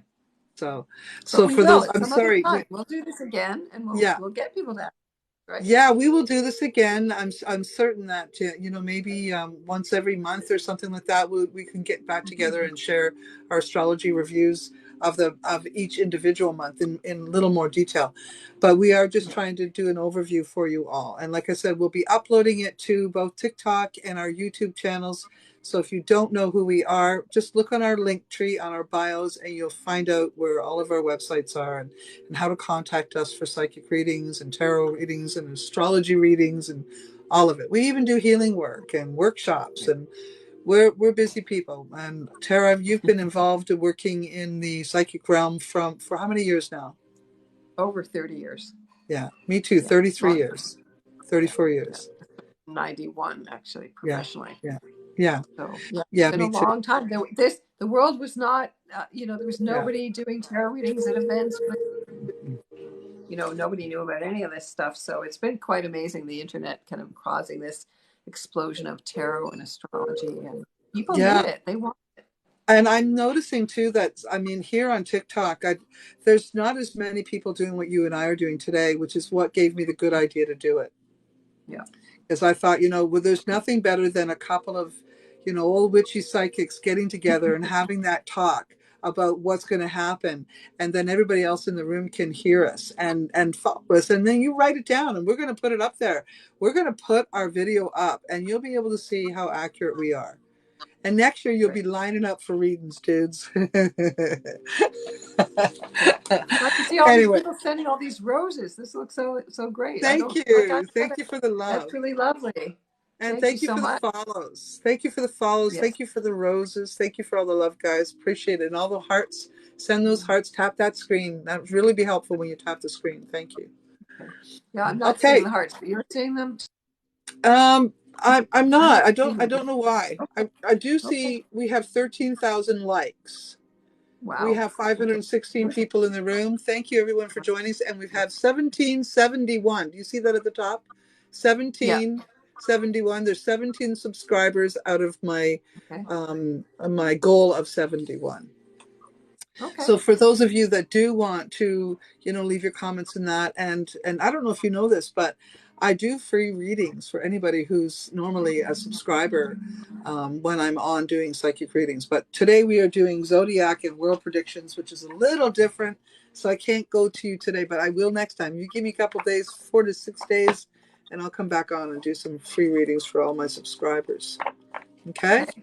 All So right. we're ready for Libra, my friend. We're ready for Libra. Okay, the balance. Okay, so Jupiter in Aries is in your seventh house of marriage and social networking. So that's where Librans love the best. So it's going to be a very big, very expansive year of relationships, of social kudos, of grace, of just lots of new beginnings. It's going to be a fabulous year for you until May the 16th. And then Jupiter in Taurus is in your eighth house of the occult, of an inheritance of sex, money, power, control, secrets. So, good time to do detective work or research work with Jupiter and Taurus. It's good for making money. Again, you should get money from other people. It's good if you're fundraising or starting a new, like initial project to raise money. That's very good for you. Saturn in Pisces is in your sixth house of work and health and service for March the 7th. So, again, this is very spiritual healing. You might get introduced to spiritual healing or sound healing, vibrational healing, really understanding how your soul and your body are one, that the spiritual is really part of reality and you can't separate that off. It can really, your dream job, dreaming about your health, it's actually seems like a really great year for you. As I mentioned, that October the 14th, that solar 31 degrees of Libra. So if you're born in the last 10 days of Libra, that's going to hit you even more powerfully.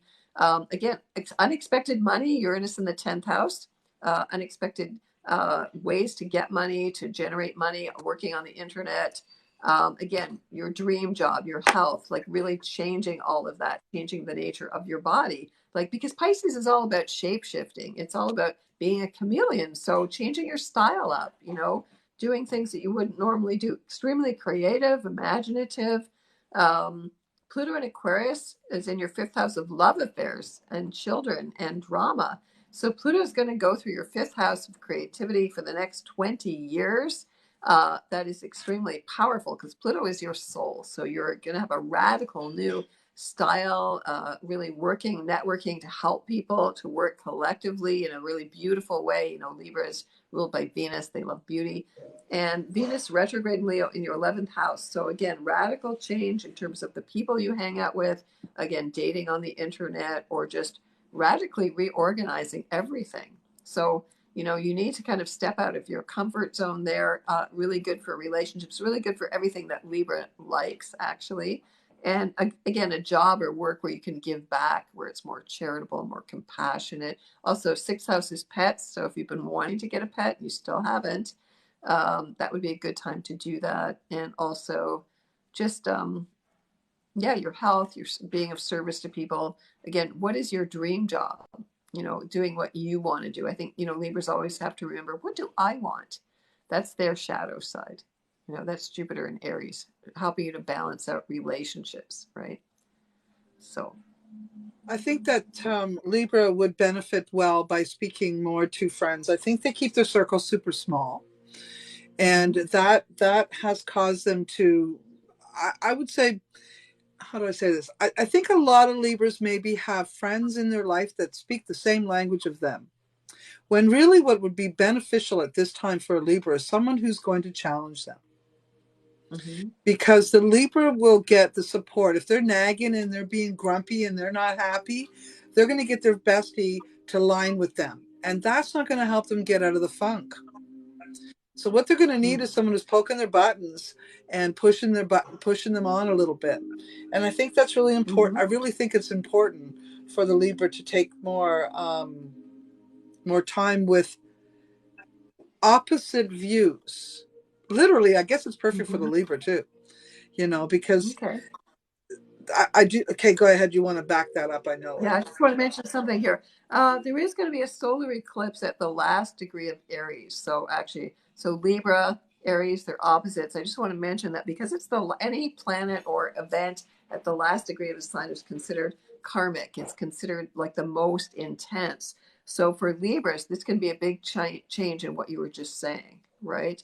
And really defining themselves in a new way, with really breaking away in a new way. And also for Aries, if you're born at the last day of Aries or Libra or even Cancer or Capricorn, you're going to really feel this challenge to break away, to break free, to really define your own self in a new way. Yeah, yeah, and I think this is good. It's a good thing for Libra needs to do that. Libra Yeah, needs to do that. They really do. It's time they fought for themselves. It's time they identified what it is they want. I don't think they know. I don't think they yeah, have really looked at what they want. right. Yeah. And is this a Venus thing? Because Taurus is going through the same thing. Um, yeah, maybe. I mean, they're both ruled by Venus. Venus rules Taurus and it rules Libra. So that's the common denominator there, right? Mm-hmm. And so I think also when Venus is retrograde in Leo, it's going to radically change how they view the world and how they interact with people. And, they're always, I don't know, six of one, half a dozen of another. That's the Yeah. nature of a Libra, right? They want everyone to think they're nice. So maybe this is the time when they go, well, I can be a little not nice at this point and just try that out and see what happens. You know what I mean? I don't have to please everybody. They're going to get maybe fed up with, oh, people please till like I'm sick of it up to here. You know what I Well, mean? this is why they have those friends that agree with them with everything they say, because they need Right, that, right, right? But right. but it also But keeps maybe them at some in their time, fun. yeah, at some point they might find that superficial. Like, Yeah, how come, and I need a challenge. yeah, That's Jupiter and Aries. I like the challenge. yeah, I like the competition, yeah, right?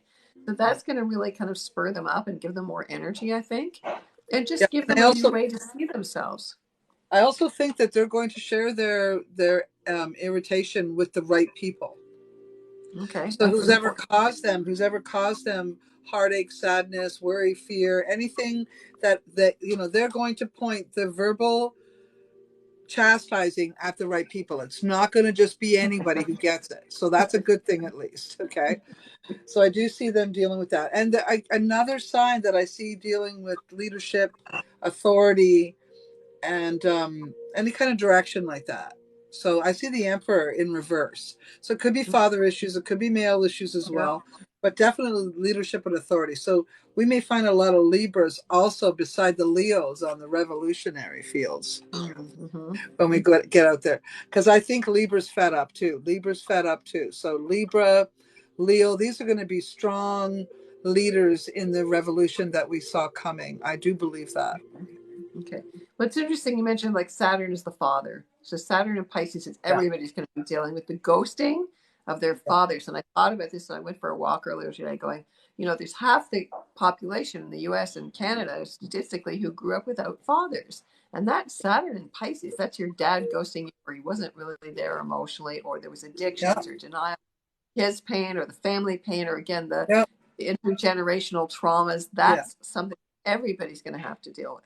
Yeah, a lot of us, I'm one for sure. A lot of us had deadbeat dads and for whatever Mhm. reason. Right. Yeah, and I Yeah. do see that stuff coming out. And I think that some of the signs that are going to be dealing with that are the ones and a lot of people don't realize this about Taurus and Libra. Because Venus is their sign, they really seriously love deeply. And they're Mm-hmm. Oh, very yeah. loyal when they're in Yeah. love. And they are Yeah. very hurt when their Yeah. love fails them in some way. Right. Yeah. So I think Libra is going to recognize how love failed them, and they're and I mean, and they've probably been spinning their wheels for a long time. And all I can say is this is going to be a damn good year for you to fix that. So do Mm-hmm. it and give the people heck who did not treat you properly, and play well with those that did, because you do have people that love you. So, you know, you got Mm-hmm. friends that align with you when they shouldn't, and you have friends that poke you and challenge you as they should, and all of them are important to you. And this is the Three of Cups. This is telling me in lots of gatherings, lots of coming togethers, playfulness, joy, women's circles, men's circles, family circles, weddings, every engagement you get invited to this year, I say go. Stop Mm-hmm. saying no. Yeah, well, that's not like a Libra to not say no to a social thing. But also, I think their hearts are really going to come alive, much more creative, much more expressive, much more confident this year. So it's really like quite a revelation. And really, they're going to radically change their soul nature um, for the next 20 years. I agree that they don't often say no to a party, but I think they say yes and then don't show.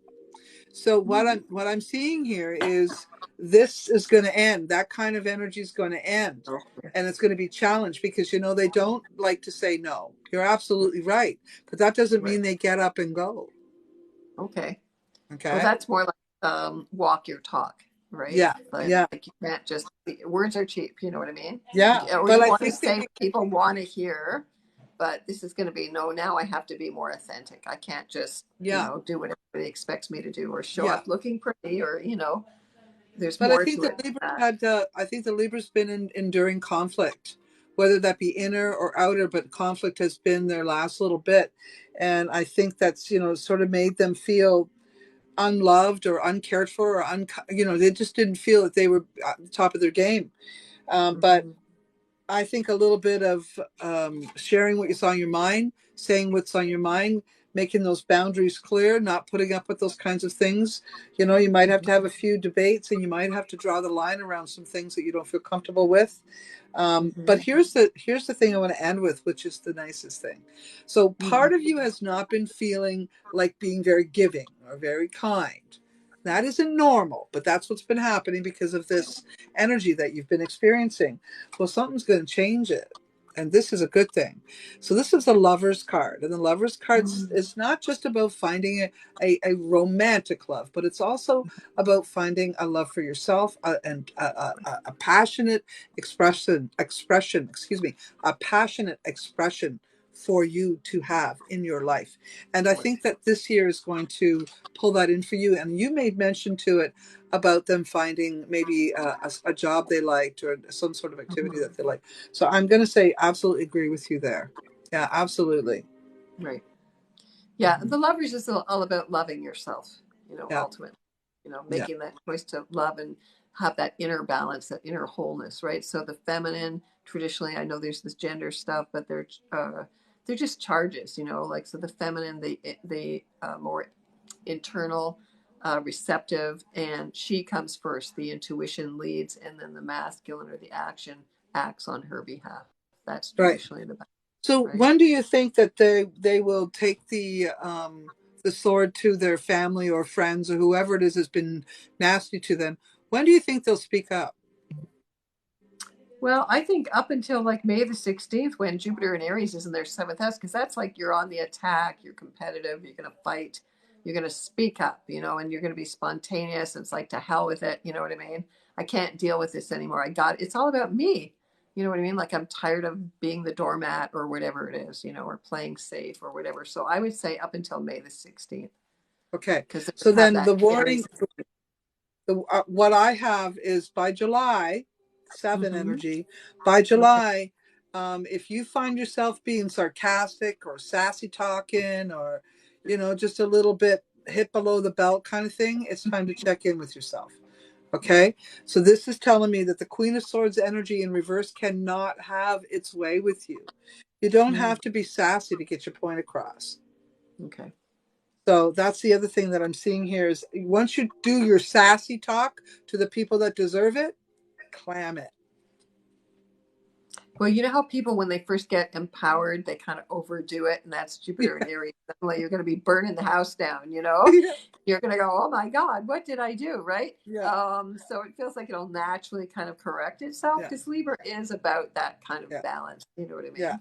It's So good yeah. to do that. It's good to do that. And then for those of you that don't or haven't actually got involved with love yet, I am being told to tell you to allow yourself to play.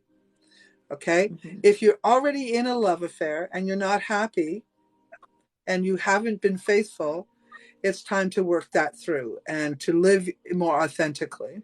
Because I am seeing that there will be a number of Libras who were not faithful, and we'll have to face that in this year coming, and look at that lover and decide, is that a sacred love or profane love? With the Lover's card right beside it, I'm saying to you that you need to check in with profane love cannot have its way with you. You need to check in with sacred love. And so it starts with loving yourself. So if you're in a relationship with someone that you're not in love with and you're staying in it, check in with that. So I'm not sure why Libra and Virgo are both looking at this possible problem. Is it because of a planet that's an energy that they're going to be sharing at this time? Because they are beside each other, right? Well, but they have a different expression. I would say I think that Libra is going to go through a lot of change, a lot of coming out of their normal, like, you know what I mean, like kind of hiding behind their relationships and things like that, like you're saying. And also Saturn and Pisces is going to get them to face what their soul really wants. Yeah. So they can't do the Yeah. profane thing anymore. I mean, I think, they're going through similar things, each in their own way. I think it's just acting on them in a new way. That's all. Yeah. I mean, it's going to be a very radical year. This is a year of radical change. You got to remember Right. that's what 2023 is all about, right? Radical. So I'm that going to this put the that. I'm going to revolution put is that just word starting. somewhere. Yeah. It is a radical year. Yeah, That's a really good word for it. The yeah. revolution, Like the breaking out, radical. breaking free. Yeah. Yeah, This is going to be. starting to. This is the Yeah. year you and I've been waiting for. Yes, for a long time. You Yeah, the know, year of Aquarian. How's the age of Yeah. Aquarian? The age of Aquarius. Yeah. I mean, it's going to take a while, I think, because there's going to be big changes a few years from now. So this is just the beginning, but there's going to be a wave that won't be able to stop once it starts. You know, I see it. I see it. I feel it. I once dreamt it. people I know wake up. it. Yeah. I know it. Yeah. And in the indigenous community too, they're talking about the seventh and eighth fire, and who needs to Hmm. light it and what's going on. There's so much conversation and dialogue happening around that. Right. Well, there needs to be a whole lot more than there is actually, because there's confusion at this point. But it's stirring up the conversation, and it's nice to see. So if those things happen, we'll be aligning with prophecy as well. And Hmm. I'm really looking forward to it. I'm really looking forward to the changes, because I think we've been living in a stifled way for not just COVID, even before that. Hmm. We have been hurried, overworked. Everything went chaotic and spun out of control. And so now we're in this place, I think, in 2023, of realizing that and settling it down and finding where our groove really is and settling into it. And this is a good thing, but it doesn't mean that everybody finds the groove right away. We just might, No. might be at the beginning of that journey as Right. opposed to stabilizing it, right? But at least we're all moving.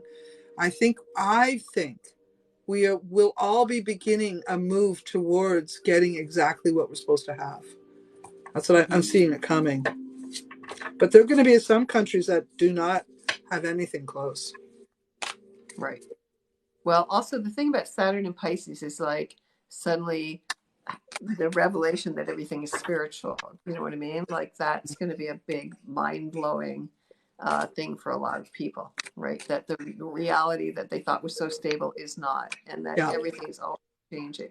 And yeah, sort of that quantum universe energy. It's like uh, wow.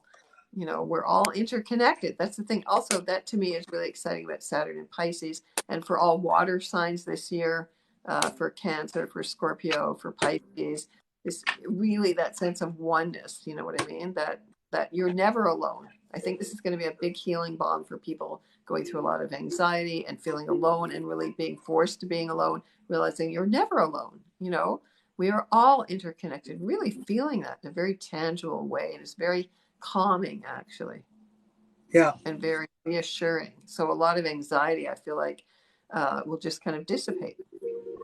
Well, that's so good to hear. Yeah. And I think some of it has to do with us, saying no and creating those boundaries and standing in our power and taking our power back. And I think Mhm. those things are paramount for these kinds of good energies to begin again. So, anything that is fighting for our rights and for our, a good life, I'm totally with. I'm totally on board. But at the same time, I still like to see tradition and, you know, tradition. I like to see tradition at least honored and respected Right. at Right. some, especially when we're talking about natives and stuff like that, because we have not made that a priority. We need to. It's just getting worse and worse. So we can't keep going there. So anyways, we know that this year Yeah. is going to be a better year for that. So I'm looking Yeah. forward to it. So we're looking to Right. now Scorpio, eh? Scorpio sun, moon, Scorpio. and ascendant. Okay.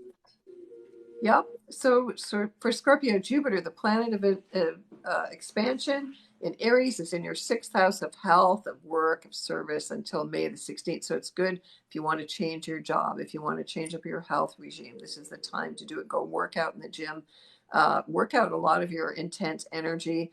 Jupiter will then be in Taurus, and their seventh house of relationships and all others. So that's very good if you want to find a partner. If you want to meet someone, if you want to get help, if you want to get more money, that's all very good. You should be kind of like shining. Like Scorpios can be very mysterious and very introverted. They're going to have to come out of their shell and kind of come out into the world. Saturn in Pisces in their fifth house of love affairs, creativity, willpower, and children. So this is very, again, creative, imaginative, very fertile, very much opening up new spiritual landscapes for you, new dreams. Uranus in seventh house and your seventh house of marriage. So again, things can be a bit chaotic in terms of relationships as well at the same time. Again, but very, again, creative, lots of drama as well. I mean, Scorpios kind of like the drama. And then Pluto and Aquarius in their fourth house. So their very roots, their foundation, your very soul is going to be needing to be excavated. You're going to connect to your roots, to your ancestors. Very important to honor your ancestors, to worship them. That is very traditional. Most intrinsic indigenous cultures worship their ancestors. You leave food for them, you leave a seat for them. That's going to be very important. So, digging through a lot of family skeletons, I think, as well for Scorpio. They like to do that detective work. And then Venus retrograde in Leo in their 10th house. So, it could be a big change in terms of your career, in terms of doing what you love to do, changing jobs, very much expanding what's in your heart. So, really kind of a coming out in a much more radical way and sort of feeling safe in the world for the first time. But it could be a lot of moves over the next 20 years for Scorpios, like really I radically change totally their. concur. I saw that coming in that they're going to be doing some healing through love Mhm. and that relationships were going to be very helpful and healing to, and maybe they haven't been in a solid relationship for a while and maybe they have recently, taken on relationship. And I think those relationships are going to be very helpful in helping them heal their heart because it shows me here that they have women issues unlike the men issues. This one is the Okay. mother issues, mother energy or motherly vibes, Hmm. emotional, not feeling nurtured, not feeling inspired, not feeling the support from the feminine energy that they really thought they deserved or wanted. And I think they're going to call some stuff out on that. That could be family that gets called on that one. Hey, mama? Mama's going to get a kick in the bum from many of the Scorpios. Right. Also, for Scorpios, Neptune and Pisces is kind of like a revelation. They can be paranoid, do you know what I mean? Or to see where they've become addicted to love or addicted to sex or addicted to some kind of dark energy, and that's going to need to be healed. Yeah. Scorpios can kind of get drawn into that kind of heavy duty energy. So a kind of like really understanding that what they're yearning for is like a soul love, a real Yeah. soulmate love, not just the surface, right? And that's why I'm saying I think this is the year love, that kind of love they need, they found. And but it's still, you know how it is when you're healing old wounds, you start to work on something. And even if you're in a safe love affair and that safe love affair stirs up the pot, you're going to still feel heartache and sadness and reason to, you know, cry, reason to scream, reason to be irritated. But I can tell you this, that once you get through that part, you'll find love, deep love. And I see some very nice things happening for the Scorpio regarding love. I Yeah, I really think they're do. going to radically change the kind of Yeah. partners they're looking for. They're going to want stability in their life. They're going to crave it. They're going to go, oh my God, I've been missing this my whole life. They're going to be able to Yeah. build it for themselves as well. So I feel Yeah. like it's going to be very, very healing for them. A lot of ghosts from their past, a lot of trauma. You know, people who are born Scorpios came here to go through a lot of emotional, deep soul work. Right. And so finally to find a sense of, oh my God, there's safety in this world. You know what I mean? Yeah. Like that's a huge revelation for them. Yeah. And I think that, you know, they, if they've been in relationships, and let's say they've been less than nice in their relationship, Hmm. this might be Okay. when they make a decision to be nice, Okay. when they Well, and stop also making, fighting it. mm, okay. Also, it's about making amends. Saturn and Pisces is like Yeah. going to AA. You know, I Yeah. have to then Yeah. realize, you know, oh Yeah. my God, I've really Yeah. done a lot of damage. I have to make it up Yeah. to people now. And like Yeah. kind of eating Yeah. humble and really coming from their heart, though. I That's think right. it's Humility. really significant change for them Yeah. Yeah. I and really needing like that what I sense see. of forgiveness. Yeah. So that's basically them battling their own demons, their own Yeah. inner monsters, the shadow. I think that Scorpio is Yeah. going to take the shadow work the most serious Oh, of all the absolutely. zodiac signs. Yeah. Well, Yeah. Scorpio does everything. They're the most obsessive. It is the sign of the soul, the Yeah. most transformative. You know, they never do anything light, right? So, No. you know, I think this is a good thing, but I think they're going to find a lot of peace. Saturn and Pisces, Yeah. a lot of Yeah. peace, doing a lot of spiritual work, yoga. That's all very good for them. Yeah. Taking time out, retreating, like going on a retreat would be a really good thing for them to kind of. I was just going to speak about them taking time for Okay. retreats, time Yeah. alone, that type of Yeah. thing. Especially if you're feeling irritated, don't Hmm. dump it on everybody. Go away for a few days and just use a journal. Write it Yeah. out. You could even talk it out, but do it to yourself. In other Right. words, do a voice memo, or talk to a good friend who won't ever tell what you're thinking or saying. But you know, Also, you really do need to get it up and out. yeah, I think it can be used as a real creative thing. I would really Yeah. recommend like dancing it out, or there's something called expressive arts therapy or authentic movement, where you listen to your body, you feel your emotions, and Yeah. you just move. So it becomes a very creative form of transformation, like almost like shamanic, very much shamanic Yeah. healing, I would say as well. You know, Yeah, so I that think makes yeah, sense. they're going to be a huge change. And then the other thing I see here is um, there will be discussion about children, about furthering your family. These kinds of Hmm. things will come up, and you know, you may make a decision not to do it this year, but you will have, at least in this year, you will decide when and if and when. Plain and Right. simple that way. If and when. So I do believe that this is going to be a really good year for you to have that conversation with your lover. Yes, go ahead. Yeah, I also want to mention something else. Aquarius is about blended families. Yeah, So because Pluto is going to go through their fourth house, that could be like you choose your family, or you yeah, adopt a child, you have a foster yeah. child, or yeah, something Adopted. like that. Yeah, Like yeah, and like chosen family, families on the same yeah. wavelength as you. You know, Yeah, yeah, I concur. Scorpio is going to decide which way to go regarding children, one way or the other, and when. And this is a good time for them to pick up and help give a child a hand up who maybe is in an adoption situation.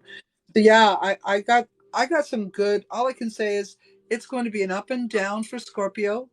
It is, but honestly, it's stuff that's been stagnant for too long. mhm. So it's really good that it's coming along now and you're in a safe place to deal with it. And just remember this though, Scorpio, you can be a harsh son of a gun. And remember the people that are around you, be around you because they love you. And be a little nicer. I have to say that. I see it. No, they can be tough. Yeah. They can be tough. They're Yeah. obsessive, you know? Yeah. Yeah. Be a little nicer, Scorpio.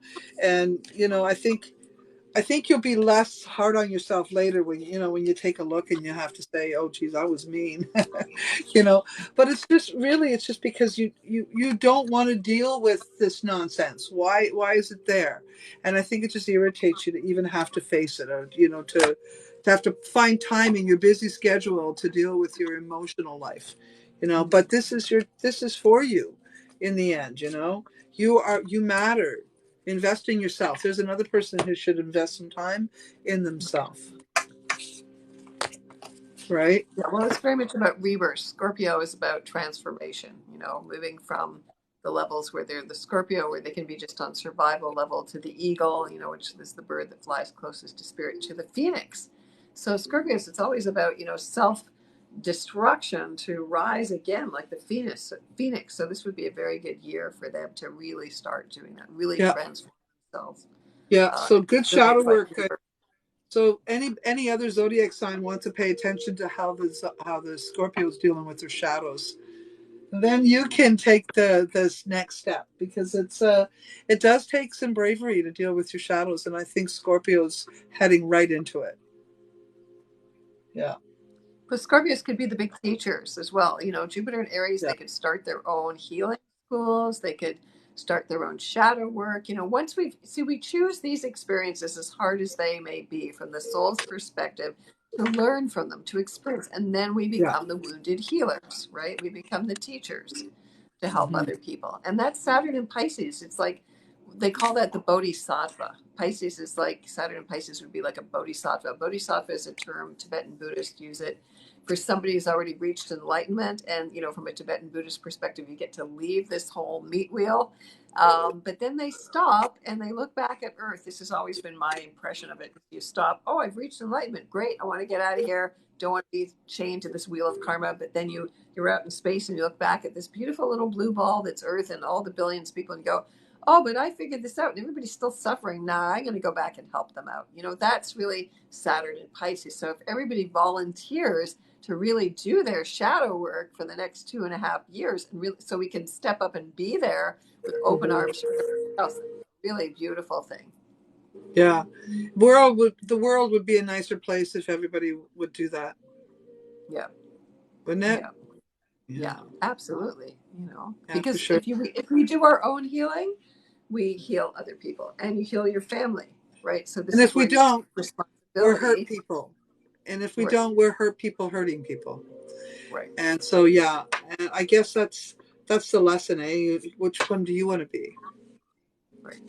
Yeah. Okay, let's get on to the Yeah. next one, Okay. Sagittarian. So now we're on to Sagittarius. So Jupiter and Aries in your fifth house of creativity, self-expression, children. Again, that sense of having children, willpower, partying. Life is a party. Like I think Sagittarians, I'm a double Sag. They can get down, they can get depressed. But they always have to bounce back. So this is where Sagittarians go boom, like the big rubber ball, bounce back until May the 16th, and then Jupiter in Taurus is in your sixth house of work. So your health, taking care of your health, not being too, Sagittarius can be a little bit too fiery sometimes, not paying attention. They're just running on firepower.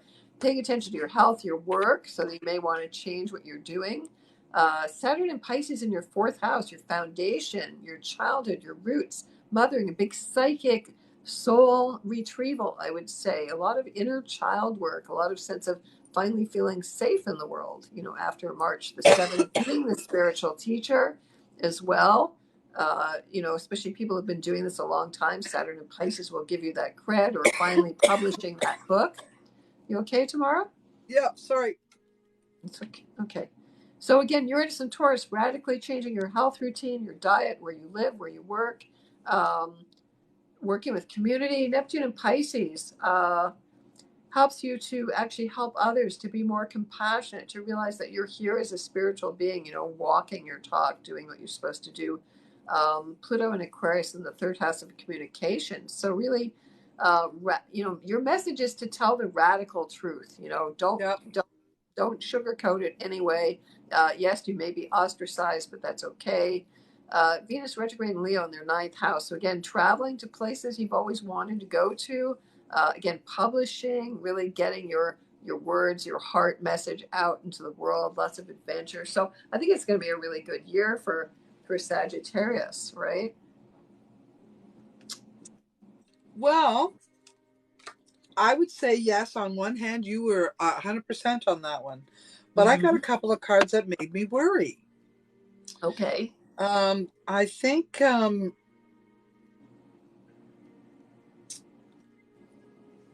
I think that there's going to be some health issues that come up for Sagittarian people. Yeah.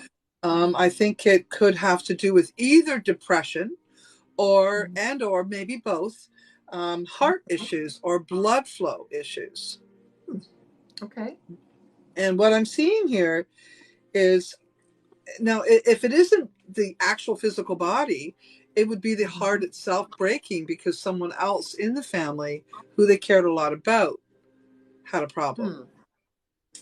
So I do see the Sagittarian having to navigate some issues there. Okay. And an Mhm. overall, like, I don't know, do you see anything in their horoscope that might relate to Well, that? yeah. I mean, Pisces rules. It's going to be in their house of their foundation, so it could be some ghosting, some it's like literally spiritual things from the past with the mother, with the childhood not being nurtured or rejected, or I got the really mother. coming up. What's It's the that? mother. It's the mother right beside it. I just wanted to see where to go with that, but definitely I have the mother issues. Or Yeah. and maybe it's the mother who's sick. Yes, it could be the mother who's sick too, or just feeling like you want to heal the world. You know what I mean? And somehow that's like an overwhelming task. You know what I mean? It's Mm, like, because Sagittarius is like that truther, the teacher. They're very idealistic in a way, right? So inspired. And maybe it's just like overwhelming. Like, so you could get into that downside of seeing the dark yeah, side of Pisces and the yeah. addictions and the denial and all that, right? So that would make sense to me. Um, Yeah, maybe a little bit of depression. Let's just yeah. say this to the Sagittarian is, if you are feeling these things, reach out. Reach Mhm. out to someone. Reach out to someone um that you really trust. You want to reach out to someone that you think has a good head on the shoulders who can give you a different perspective. And if you think it's your mother or your elders, someone close to you, feminine energy, maybe it's a sister, maybe it's an auntie even, or maybe it's your gay partner. Maybe it's something like that. All I know is if you get a feeling that there's something unhealthy or that they need to, do something about it, speak up. Speak up.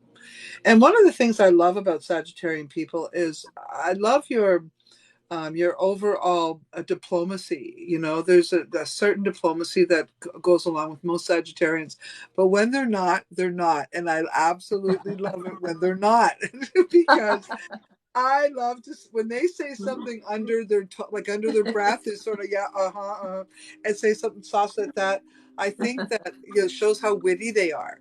So I'm seeing this Okay. year as an opportunity for Sagittarians to sort of come out from underneath the cloak that they've been living under. Well, that's important. Jupiter is the sign of humor, right? Yeah. So I think that's important. There might be poking find it like a lot of spiritual stuff. That's Neptune and Pisces, but it sounds like what you were saying about the depression. We by osmosis we pick up our mother's depression, and so you'll have Uh, this sense that maybe all of that stuff I've been carrying is not mine. It's my mother, my grandmother. You know what I mean? All the trauma from back when, and there may be some surprises in terms of some family history mhm. coming up, or like some family skeletons, right? Addictions. Yeah. Pisces is the sign of self sabotage, and sometimes Sagittarians are just so devil may care, kind of let's go do it. They're kind of naive, you know what I mean? They get themselves into trouble by believing they can just do everything, right? Well, I think a Um, lot of Sagittarians too, at least by what I'm seeing here, have questioned their mother's conduct. mhm. And I don't know if it's an error or what's going on, but it could be that the Sagittarian is a very smart sign too, and a lot of people don't realize how smart they are because they're quite silent about it. Typically, I would say the Sagittarian's a little more silent about it, unless you're really close to them, and then you guys just get yapping, and we see how intelligent the Sagittarian is. But I think they basically move around in a very humble way. So a lot of people think that they're less intelligent than they are. So this is an opportunity for the Sagittarian to identify the bad guys, because the bad guys don't know you're paying attention. The bad guys don't know you have an intellectual processing going on, and you can see who they are. So let's suppose your mother was less than polished mother. Maybe she was a negligent mother. Maybe she was a nasty, sarcastic mother. And you're not ignoring it anymore. It's not that you're calling her out on it, but you're not ignoring it. The Sagittarian is not ignoring it anymore. And so they're going to say, no, my mother was kind of crabby, and, they're going to say the truth. Or my mother didn't give me quite enough hugs, and that's how I feel about it. Or, this type of thing could be something that is uncovered here. And the Sagittarian will be sort of matter of fact, this is how it was. So I guess the other thing here is, if you as an individual have had motherly issues, you want to talk to a Sagittarian, because they're going to understand. And let's remember, you people are very the Jupiter philosophical, educational. You guys are always in, the laws, the education, all kinds of stuff that a lot of people don't even pay attention to. So if you were in conversation with someone who had experiences like that, you could give them so much insight. So I'm going to say the Sagittarian could be very helpful in helping other people with the same kind of things.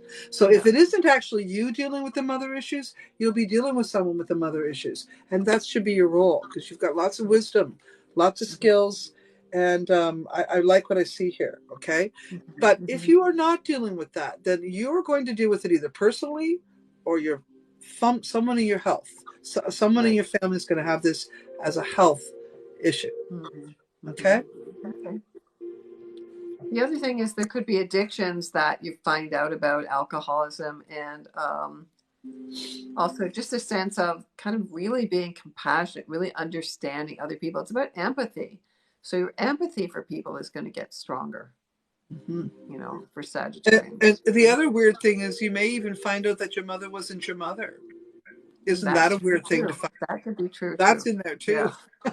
There's a sense of ghosting, or some kind of story, or projection, or it wasn't real, but you believed it was real. So there could be a shock, kind of, oh my God, what was I believing all these? This wasn't real at all. Somebody told me a story, but that wasn't true. That comes up a lot, right? Yeah. So that's the kind of stuff. So 9 of Swords energy is here. And, this is, to me, this is, it's upside down too, the way I see it. So it's sort of like, you finally get out of that bed, and you try to, make some headway.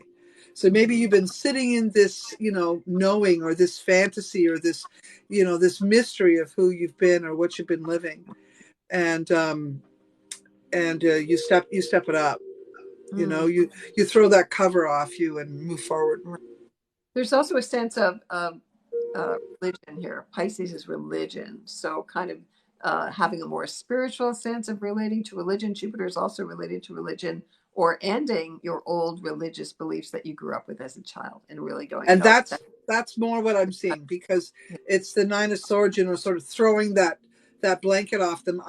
This is not for me. I'm done. I don't want to live like this anymore.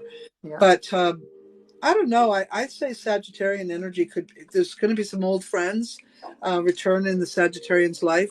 Old friends, old family members, old loves, even things that you used to love to do will return. So this is good, and this is going to be a really good year for Sagittarian to kind of wake up, because like I said, they've been kind of dormant for a little bit. But no, I really like what I'm seeing overall for the Sagittarian. And like I said, most of the troubles I'm seeing are more exterior. You're going to be dealing with that. Yes, there might be some interior stuff, but not to the point of, this is more powerful. So even in the awareness of it all, the realization of it all, you're still going to feel more powerful than you have for the last 2 years anyway. That would be nice. I think it's been hard for Sagittarians, just Yeah. It's not like their nature, like they want to travel. A lot of people haven't been able to travel, it was driving me Yeah. crazy, you know. And you So can't yeah, go to they want to school get out and because, have adventures. yeah, yeah, exactly. And what's this one here? Yeah, action in the spiritual realm. So if you have been, as a Sagittarian, if you've been kind of dormant in your spiritual belief systems or active in your non-active in your spiritual beliefs, this is going to be a good time for you to, re-engage. And whether that, go to the spiritualist church, or whether your church is nature, or whether reading certain books, guru books, or going to yoga, or whatever is Right. your thing. This, taking a class and learning astrology or something like that, or tarot from someone like me. This is the type of thing that I think Sagittarian will step into this year. Yeah, they always love that. So yeah, learning more spiritual things, mystical Mhm. things. Yeah, Yeah. going on a big retreat, spiritual retreat would be Yeah. mandatory for Sagittarius this year. Yeah. Yeah. Yeah. Sounds good. All Yeah. right. Let's move All on right. to All let's move right. on to Capricorn. Capricorn. Okay. So Capricorn, Capricorn's been through it. All you Capricorns, if you've survived this long, since Pluto's been moving through your sign since the fall of 2008, you're at the end of that journey, or almost at the end.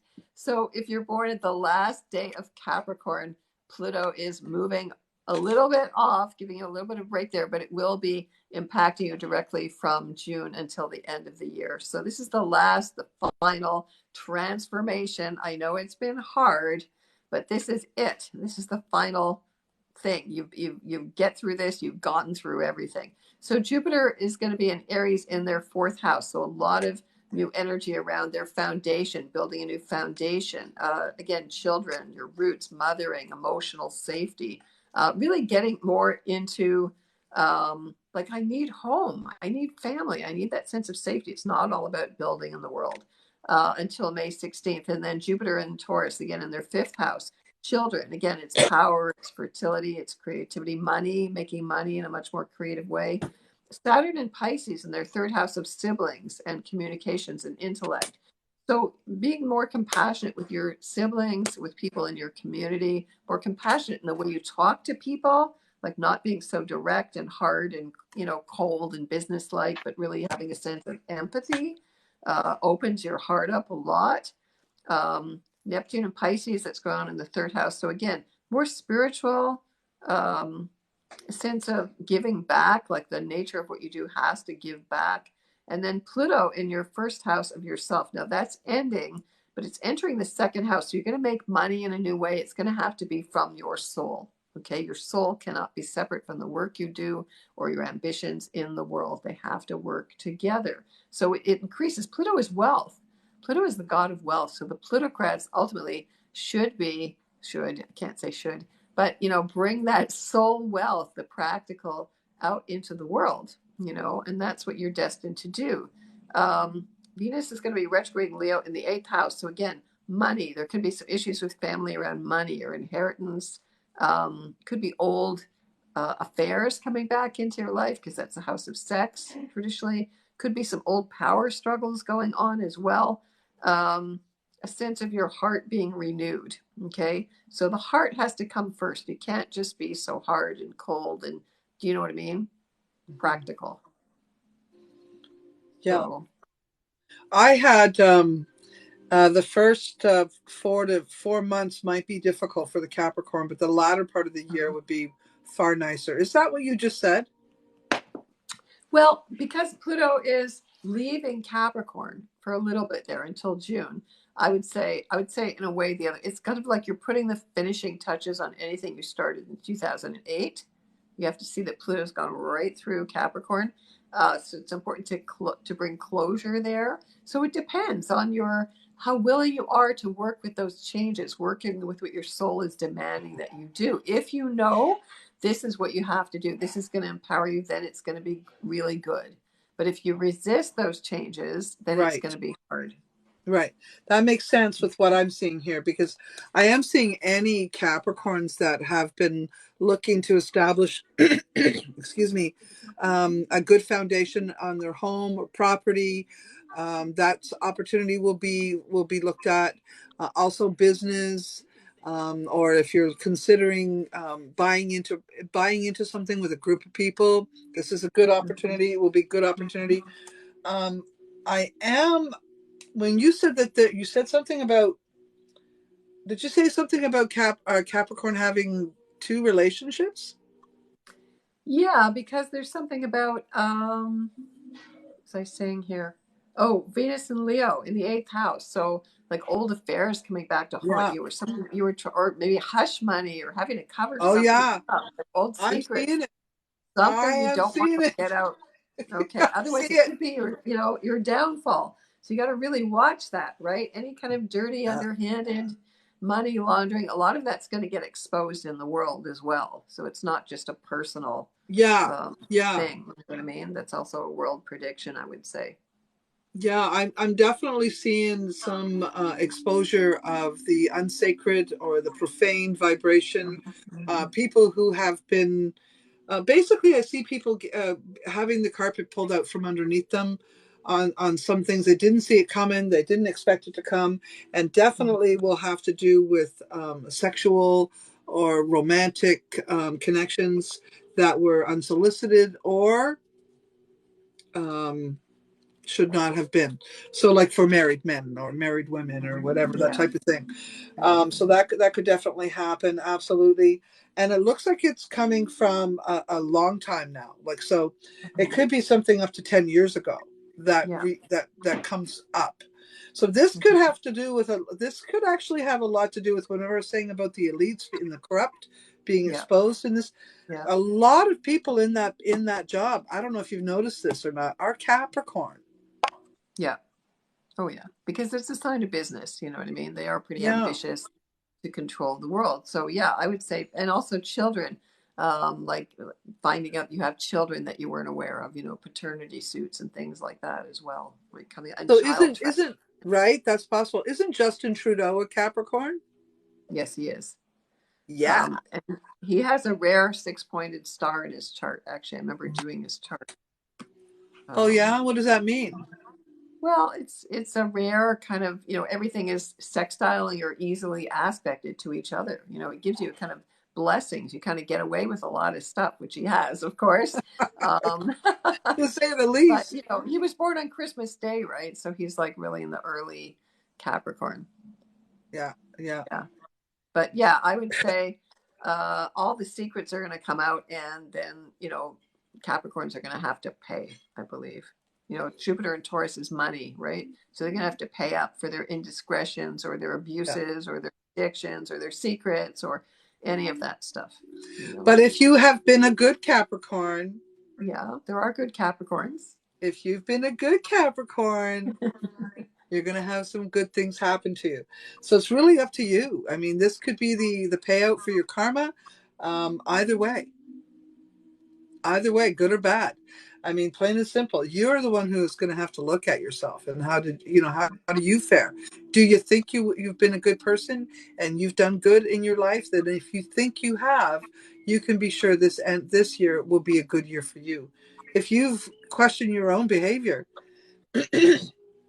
well, you'll be called out karmically, Yeah. whether you like it or not. Well, that's Um, Saturn. Sorry, Saturn rules Capricorn. You got to remember, and Aquarius. So yeah, Saturn is the cosmic cop. So it's yeah, definitely karma, your soul karma, your past life karma. yeah. Capricorn, Aquarius, Pisces. They're all going to have to deal with that. I'm being told too that all of whatever, if you're the negative Capricorn here, it has to do with corruption, thievery, sneakiness. You know, Right. wanting more than you deserve. It has to do with addictions, um, Right. delusions. So Yeah. you're either a bad guy because you decided to be a bad guy, or you're a bad guy because you're not well. One or the other, right? But definitely, there's no more wiggle room for the bad Mm, guy. The wiggle right. room is done. So if you're a Capricorn who's been slighting others, you're being called to be weighed Pay the in. piper. Yeah. You'll be calling to yeah the piper. Yeah. Exactly. Also, Saturn and Pisces with things with siblings. There may be a lot of projection going on with siblings, and a lot of I don't know, being too sort of maybe taking care of siblings who can't take care of themselves, and that might be unhealthy boundaries, and some boundaries that need to be established there as well. Yeah, I see that. Well, Capricorn, this is going to be an interesting year for you. I do see those people that are Capricorn looking to create business. This could be a really good year as long as you stay in your integrity. You stay in your integrity, and you don't invest in anything too risky. Keep it close to the earth. Keep it close to the skills that you've been carrying all along. Don't be buying into some quick fix or quick money plan. Don't do that right now. This is not going to be this won't fare well to you. So tried and true. That's where I would go with this. Mm-hmm. Okay. Are we done? Okay. All right. All right. I Okay. think so. I think we dealt with Capricorn. Okay. Yeah. So Aquarius. So Aquarius is going to be the star of the show. Okay. Starting this year, Pluto enters Aquarius, and then when it finally enters Aquarius, it'll just do that from March 23rd, and then again it's January the 20th, I believe, for 20 years till 2044. So Aquarians are going to be the leaders. They're going to be the stars of the show. You're going to have to start the revolution. So believe in the big ideals of everybody, the dawn of age of Aquarius. Jupiter's in Aries in your house of siblings. So communicating, being intellectual, spreading the word, like getting people to wake up. I think that's very much Aquarius has to do that in a new way, to help people to wake up. Then Jupiter's in Taurus from May the 16th in their fourth house. So that's more like radically changing where you live or your environment, or maybe being much more conscious of the products you use in your house, or just a big move, radical change in your foundation. It could be maybe not talking to family that's toxic. It could be working from your home. It could be like getting back to the land. It's Jupiter in Taurus. And then Saturn in Pisces in your second house of resources and tools and values from March to 7th. So Saturn in Pisces can rule debt. So you do have to be a little bit careful about that, but it's also about collaborating. Aquarius is the collaborating sign. So setting up compassionate resources for other people, like so that everything is kind of like intrinsically working together, and being very inventive and pioneering in that. Uranus and Taurus, again, fourth house, big change in your family, making money in new ways. Neptune and Pisces, making money from your dreams, literally from spiritual work, from compassionate work, from making those tools available to other people. And then Pluto in your first house, your whole self-identity is going to be empowered. You're going to be really displaying your own uniqueness. You're going to march to your own drummer. You're going to lead the revolution. Venus is going to be retrograde in Leo in their seventh house of marriage. So there could be some changes in relationships that need to be made, or really radically transforming where your heart is at. Can bring new relationships into your life, of course, as well. Just a big change of heart, right? Venus and Leo. Self-expression, very creative, and really kind of coming out, really expressing your feelings. Aquarius has a reputation for being cold and scientific, but when you're talking about the heart, Venus in retrograde Leo helps you to really express your heart in a new way, be more passionate about. Well, I think that may have something to do with Jupiter in Aries, as you were saying. This to me is them coming into their own. This is, to me, this is finally, what they've been waiting for, because they haven't really felt their power, their own leadership yet, or their own strength, or they haven't been on the stage. They've been a diluted star. Right. Well, they've always felt like Aquarius always felt like they came from some other universe, and suddenly they realize that the universe has caught up to them and they understand them for the first time. So now it feels safe to express their feelings and safe to express what's in their hearts. Because now they go, oh, okay, people get me. I get, I don't have to feel alienated all the time. So I think that's a huge breakthrough for them. My own son told me when he was 2 years old that he came from a planet Slater, and he used to be my grandfather. Okay, there you go. So I concur. They do think they come from another planet. Absolutely. Yeah. Because they march to their own drummers, and their ideas are ahead of their time, but suddenly they're it's the rest of the world is caught up with their radical ideas and their inventiveness, their love of freedom. Also, you got to remember Aquarius is about freedom, right? That's really important. People will not want to be locked down to the old system. That's where the end of the monarchy starts here, right? So Because it's you're no seeing more. Aquarian, you're seeing the Aquarius join the Leo and the Libra in the fight. And the other one, by the way, Absolutely. looked like it could be Taurus. Yeah, kind of a little bit reluctantly, but knowing that change has got to come, and it's actually can be a good thing. Yeah. Yeah. Yeah, So wonderful, wonderful. So let's continue with Aquarian. okay. I think they'll So be I a lot think yeah, happier, right? yeah. Oh yeah, a lot happier. It's going to be like a big revelation for them. It's like suddenly, wow, I don't have to kind of be off in my own all the time or just in my own head. People get me, like they understand me, like wow, that's never happened before. Yeah, You I know what I mean? Or there's concur. only been a very select few, but now everybody's kind of waking up, That's why I'm getting saying it, getting I where you're coming from. totally see them coming into their own power. And I think that they're going to also, they like money. And what it shows here is it's how they're going to rate that is they're getting the money they want. You know, people are paying them for the jobs that they want, and all of that's coming. So that makes them feel really good about themselves. Mhm. And the more money they have, and the more support they have from other people, the better they're going to be, and the better they're going to put out. And I like what I'm Right. seeing here, except that they do get caught in. They can get caught in this produce vibration, Mm-hmm. and that can be very stressful and can be very straining and draining on the soul. So advice and words to the Aquarius is make sure you take time out for rest, not just Mm-hmm. sleep, but you know rest and looking after your body and going on walks and hikes and swimming or whatever you do.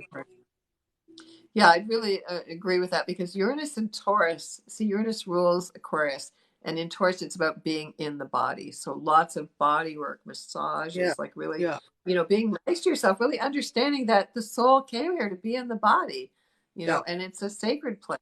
And really, yeah, you have to get out of your head. You know what I mean? It's very easy for yeah, them to get in their head, be detached, just be kind of automatons. Do you know what I mean? So I think, yeah, Uranus and Taurus is like, oh yeah, I can't operate unless I pay attention to my body, yeah. first. Self-care I is think that, super important for the yeah, Aquarius this year. right. And Yeah. stop lying to yourself. Stop lying, because Aquarius also likes to do this. Oh, I have a fault.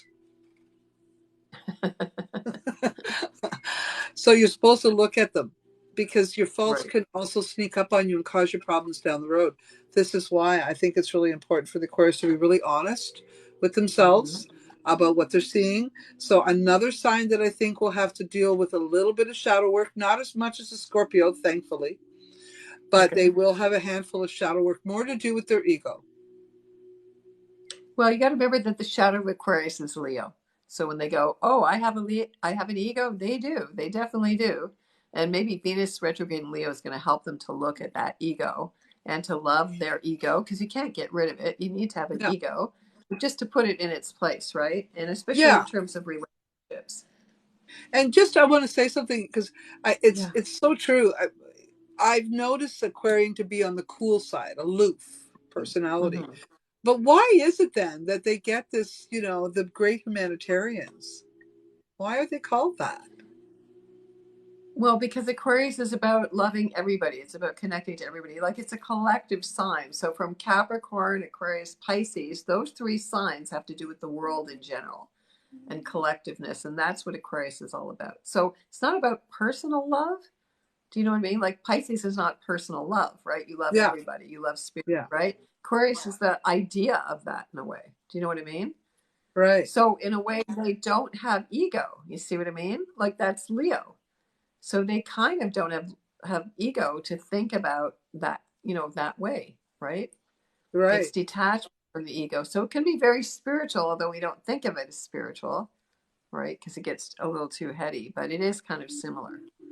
yeah, yeah. Very interesting, very interesting. So, I think personal. How do I say this? I think whatever you've been putting out is finally coming back to you, Aquarius. And I'm glad to Mm-hmm. see that you're going to come into your own. People are going to feel good about you being around them. They're going to pay you the money. You're going to be loving the jobs you're working with.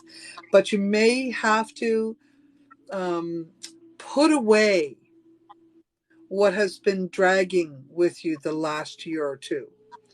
Okay, so this is another sign I see that maybe you've had some bad relationships or some difficult um, realizations about themselves. Maybe they haven't been moving in the right vibe for even themselves, and they're gonna take the last 2 years and bundle it up and tuck it away.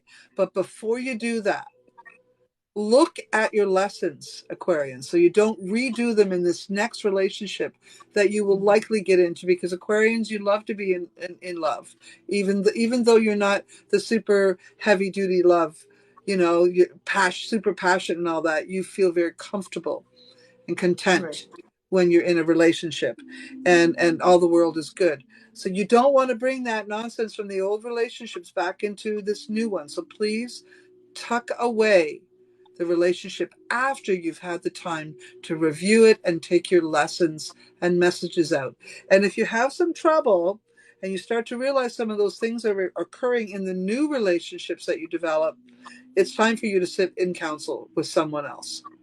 So I'm going to bring that up because it does show up here that you are not prepared or equipped to deal with your own heartache on your own. Sorry, not this time. Not on this one. No. No. Let someone else help you so that you can take the leaps of faith that you feel more confident in.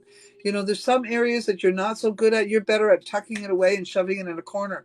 And I'm saying before you do that, get some help to heal it and then put it away. But I am really happy to say that the Fool card, which is your card, shows up in this reading telling me this is your year. This is your year. You see it? So I would say, rat. Yeah, I could say it's really about Aquarius really coming into their own, and I think really learning about love. They like to be in relationships. They can be kind of in any kind of relationship, right? But they don't really feel safe enough to open their heart. So I think that's a big reveal for them, and also understanding a more spiritual nature of values, like that there are things that are intangible that can be of value, like of great value, actually. Yeah. And maybe they would have been more inclined to be in a dramatic or drama-filled relationship, and they might take a back seat on that type of relationship in the future and choose something more stable, more realistic, more content. I would say Uranus and Taurus in the fourth house is like building a new foundation, because Uranus is about being radical or cryptocurrencies or digital. You want real, you want substantial, you want something you can touch, taste, feel, something you can hold on to, not an Yeah, abstract idea anymore. So that's like really, oh wow, big lesson about being in the body, in the real, holding on to things that really benefit you, that that are not going to disappear, that are not just ideas. Do you know what I mean? yeah, Like they have real intrinsic value.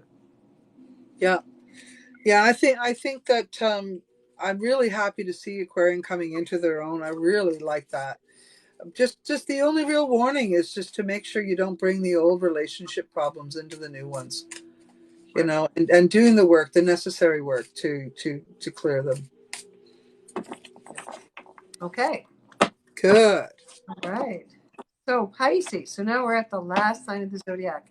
So for Pisces, this is where you're going to be responsible and serious and mature and lots of tests, and you're going to have to face your karma. You're going to have to face your addictions. You're going to have to face your denial.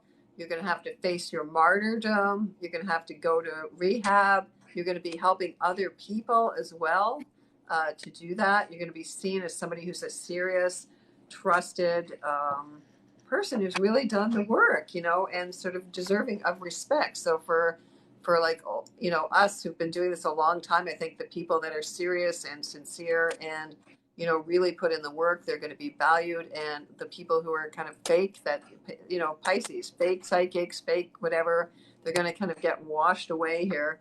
And so Jupiter in Aries is in the second house of values, resource, and tools. So Pisces is going to make money from their spiritual work, from being compassionate, from helping people behind the scenes.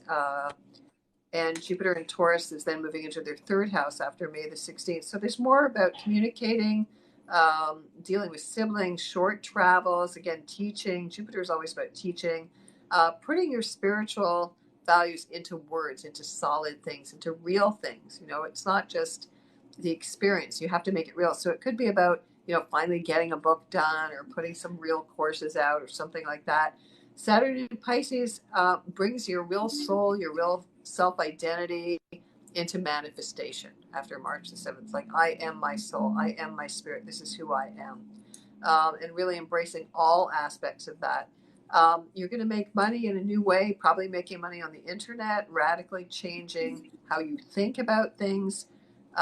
Again, bringing the dreams, making the dreams real. Saturn in Pisces, you know, what you dream of, what you imagine is real. Very, very creative, very much consolidating. I don't have to keep morphing into everybody and you know what I mean, becoming the empath with everybody. So boundaries, learning boundaries, that's what Pisces came here to learn. So a lot of people are going to need psychic protection. It's going to be very overwhelming when it's like the big dam breaks, and like I said, everybody can feel everybody else and all the energy behind everything. So a lot of people are going to need a lot of help to deal with that, because it's going to be like a big tsunami of like awareness coming in, and a lot of cleansing, a lot of water cleansing, a lot of releasing, a lot of forgiveness, compassion, letting go, you know, egolessness, very much more intuitive, much more about working with the dreams in a much more serious way. You're unconscious, taking responsibility for all of the past life karma and going, okay, I've learned all those lessons. It's like the world card. I've learned all those lessons. I've been around the block. Okay, we're going to finish this off now so we can really come into the world in a new way. Pluto and Aquarius is in their 12th house. So again, dealing with those addictions, with self-sabotage. Pisces can be really self-sabotaging, limiting themselves, sense of death, real ego death. And also it could be endings with the father, because Saturn represents your father. It Definitely. could also represent endings with the father of your children. Yes. Yes. So I want to no point more. that out because I see some of that for some Pisces people here. Addictive personality within their relationship is going to cause a review of the relationship. Right. And I think that anyone who's dealing with that particular energy will also have to check in with themselves, because both sides have flipped over. Both partners have flipped over in their negative. One of the partners looks like they can see it. The other partner looks like they're not looking. So they're too busy pointing the finger. So if there's Okay. one of the partners that's pointing the finger all the time at the other partner, that one who's getting the fingers pointed is going to draw the line. I'm Well, done. That kind of okay. energy. Yeah. And to So me, that's that good looks healthy. That boundaries. they're Yeah, I being think that's selfish and looking after themselves. helpful. Yeah. So that's a good thing. So a lot of Yeah. relationships are going to end. A lot of codependency. No, can't do that anymore. We do Yeah. not allow, we do not tolerate that anymore. You know, we're not going to feed it. So again, it can be very much an inward, a lot of inward work, a lot of, again, going away on retreats, but being, you Yeah. know, and really owning your projections, you know, projecting, oh, everybody out there has that, or, you know, believing in false gurus, or, also Yeah. looking at religion, Saturn and Pisces, an end of kind of certain Yeah. religious, spiritual Yeah. beliefs, Yeah. that changing big time. So a lot of things coming to an end, like starting this year, which is going to go on for the next 2.5 years, right, for Right. Pisces. So really coming into their own, but it's going to be very cleansing, like very cleansing. A lot of toxic, you know, Pisces is the karma, a lot of toxic energies really going, that's it, we don't do, we have to contain it, we have to, you know what I mean, it's not allowed Yeah. to just seep out here anymore. Yeah. I see Pisces cleaning house, Yeah. cleaning house, Yeah. Yeah. and not tolerating anybody's crap anymore, taking their No. power back. And you know, I've always liked this about Pisces. Really, you know, they're pretty quiet until they're not. It's another one of those signs, eh? until they're Right. not.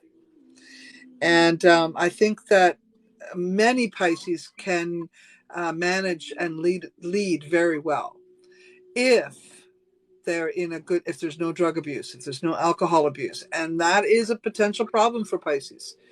Well, because they're very yeah. mystified. They're in their heads. They're in here, or they're up in the clouds. Well, they're up in the clouds, or they're in That's a better denial. way to put it. So, Indeed. yeah. So I think what's important here is it's going to be a big shock for the reality that you've been feeding your own self demise. That, I speak to so many women who are like in these relationships and they're just totally victimized, and that women are going to go, no, no, no, we're not the victims anymore. We're not playing into this. We don't buy it. We're not supporting it. We don't allow, forget toxic masculinity, you know what I mean? All of that, all the addictions, but we also have to own our own part in that. And that's Yeah. going to be hard. Yeah. So, but once we get through that, then you can make really clear, clean, healthy boundaries. And, you're going to lose a lot of friends because once you stop Absolutely. those codependent games, you lose your friends. What I see here is the Pisces is going to have to face an entire upheaval of anyone that they've ever befriended. Even old friends are going to get the kick. Even old friends are gonna, because they're seeing that their friends are not giving the love and support and loyalty that they give and they put out. So I think the Pisces is going to turn cold, is going to turn harsh, is going to turn angry, and instead of being water, you're going to feel the sword, sort of like that trident thing coming down. And some Pisces who have had enough, they're going to use that. They're going to slam their trident in the ocean, and the water's going to go everywhere, and no one's going to mess with the Pisces anymore. And anybody who won't, and even the Pisces won't mess with themselves after this. Well, I think, yeah, so that's Saturn, the cold, hard, lead, steel. Whoa, that's Saturn reality check, right? It's like, oh, no, no, we can't deny this. We can't Yeah, pretend it's something else. We yeah, can't gloss over it. It's no yeah, fake news. It's like really yeah, calling out the fake stuff. yeah, So it's going to be, it's all to me tending towards the wake up. You know what I mean? Everybody's going yeah, to be waking up. You can see on a bigger evolutionary yeah, scale, everything's kind of forming yeah. for that to happen. Yeah, I So like the your thing, metaphor about the trident. That's really nice, yeah, actually. the thing that I think is interesting is they are not going to. How do I say this? It's probably a good idea for Pisces to get involved in spiritual things Yeah. now and every opportunity they can. But I think they're going to be more warriors in the Mhm. first 9 months of this year. They're going to be Okay. more warriors. And at the end of the year is when they're going to pull together and be more involved. Now, that doesn't mean they won't go to yoga a little bit or Mhm. step out a little Right. tiny bit, but they're going to realize that most of their fights have been done, let's say by the end of summer. So let's say September, I'm getting this feeling September is when they're going to go, okay, you know what? This is a good time. I'm going to go back into, maybe I'm going to learn some spiritual things. Maybe I'm going to go to yoga. Maybe I'm going to go fit, something with meditation, whatever. Mhm. Maybe I'm going to learn Mhm. astrology. Maybe I'm going to learn tarot, whatever. I Well, think it's going to be the latter part of the year. And that also might be when, if there's a problem with the relationship, that's when it's going to happen. okay. Well, that Venus retrograde in Leo, over the July till September comes in that. But the one thing I want to mention is Saturn is discipline. So you have to have a spiritual discipline. So you're going to have to, like Pisces, you're in water, working with the moon energy, working with the phases of the moon, taking cleanses all the time, making sure because you're picking up everybody's energy. So you're going to have to realize, oh my God, I have to have some way to stop this so I can breathe, so I can get some space, so I can, you know what I mean? So having a spiritual discipline as part of your daily life, it's going to be essential. Okay, but here's the thing I'm seeing that's kind of twisting it. I think that if someone has an addiction problem, one of the Pisces have an addiction problem, that's going to be what they focus on first. It isn't really Okay. spiritual. At that point, it's physical, right? And Right. Okay. mental and intelligence and intellectual. But it's Hmm. after they get a grip of Okay. whatever problem they're solving, that's when I see the spiritual energy coming in more fully. And Hmm. that's all I'm getting at there. And I Okay. think it's in the meantime they're going to be hard knocks, tough love, and that's going to happen for about 9 months for the Pisces. That's how I Okay. see it.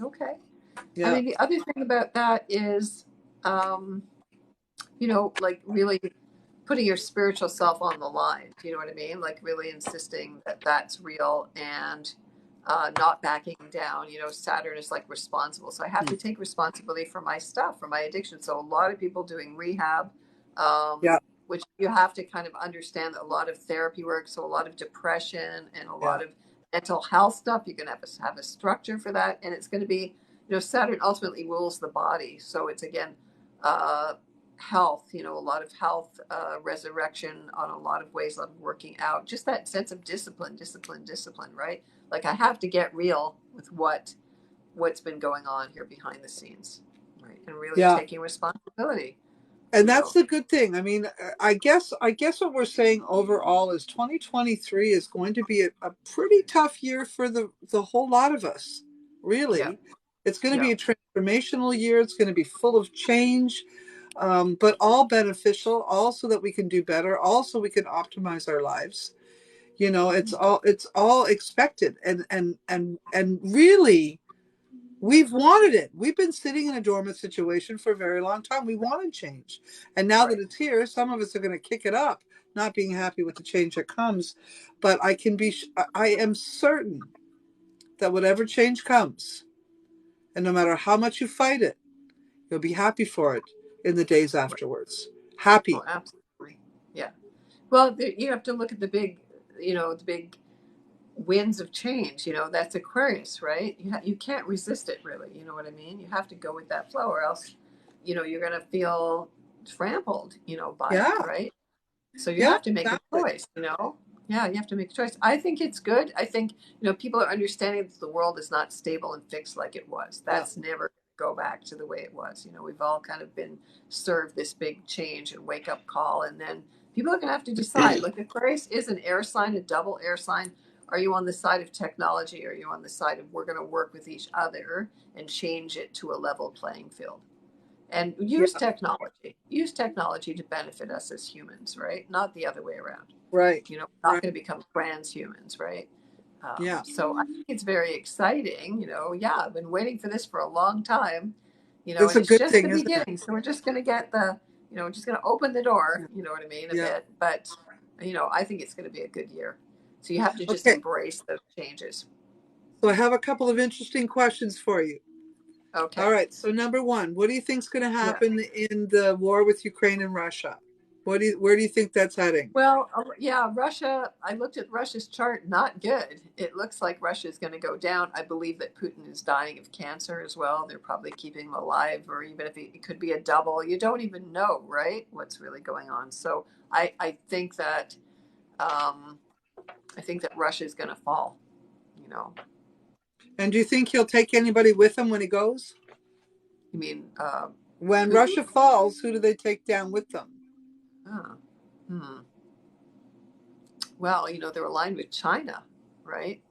Um, China's not doing so good this year either. I've looked at their chart. Bad economy. It's bad. People are going to revolt. There's going to be some major trouble in China as well. Um, I don't know. In a way, Putin's kind of out on his own. Do you know what I mean? Like he's really kind of alienated himself from the rest of the world. So, Do I you just think don't think. do you think Ukraine and Russia will end the war this year? I think it might take towards the end of the year. It may drag on into 2024. I'm not convinced that it's going to be totally over this year. That's an interesting way to put it. I think that, let's say, the physical harm. I think the rebuilding will begin in July. I think July, August, 7 months from now is what I'm seeing, is there'll be a shift, some sort of Okay. change. And maybe that's what you're saying, where Putin kind of flatlines there. But there's still some bicker. There's still some fight. There's still some, but not to the degree. So I'm saying about 7 months from now, things I think will begin to settle down. Okay. Um, I do believe you may be right that Putin's sick. I think Yeah, he's they sick. say he has cancer. Yeah. But I worry more that he doesn't care about anybody because he's sick already. So I just a little concerned that he may dump some of his nastiness somewhere unexpected. is what I'm saying. Well, I mean, a lot of the signatures of Pluto going into Aquarius and the other planets are war. So a lot of astrologers say you want to look at the past, you know, what's happened in the past. There is a lot of that. So we're still in a kind of a danger zone here. Like Yeah, who's behind this as well, who's using it? Because yeah, it's always about pawns. You know what I mean? Like it's yeah, never what it really looks like on the surface, right? So it's yeah, like who's commanding this? Who's going to yeah, benefit from this, right? yeah. So that's important. Now you got to remember that, you know, the US is still going through, like I said, its first Pluto return. So there's a revolution. You know, the US is kind of still falling apart, you know, I and the think more there'll that be people, I think there'll be some restrictions on products from China.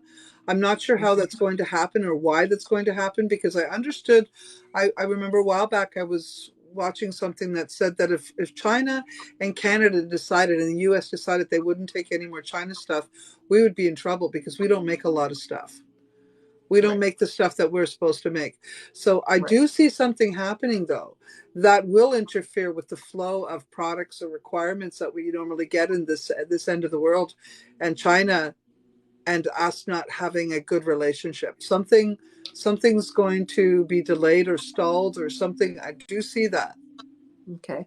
Well, I would say that's part of a bigger agenda in general. You can see that. That's why everything's costing more. That's why the supply chains are messed Hmm. up.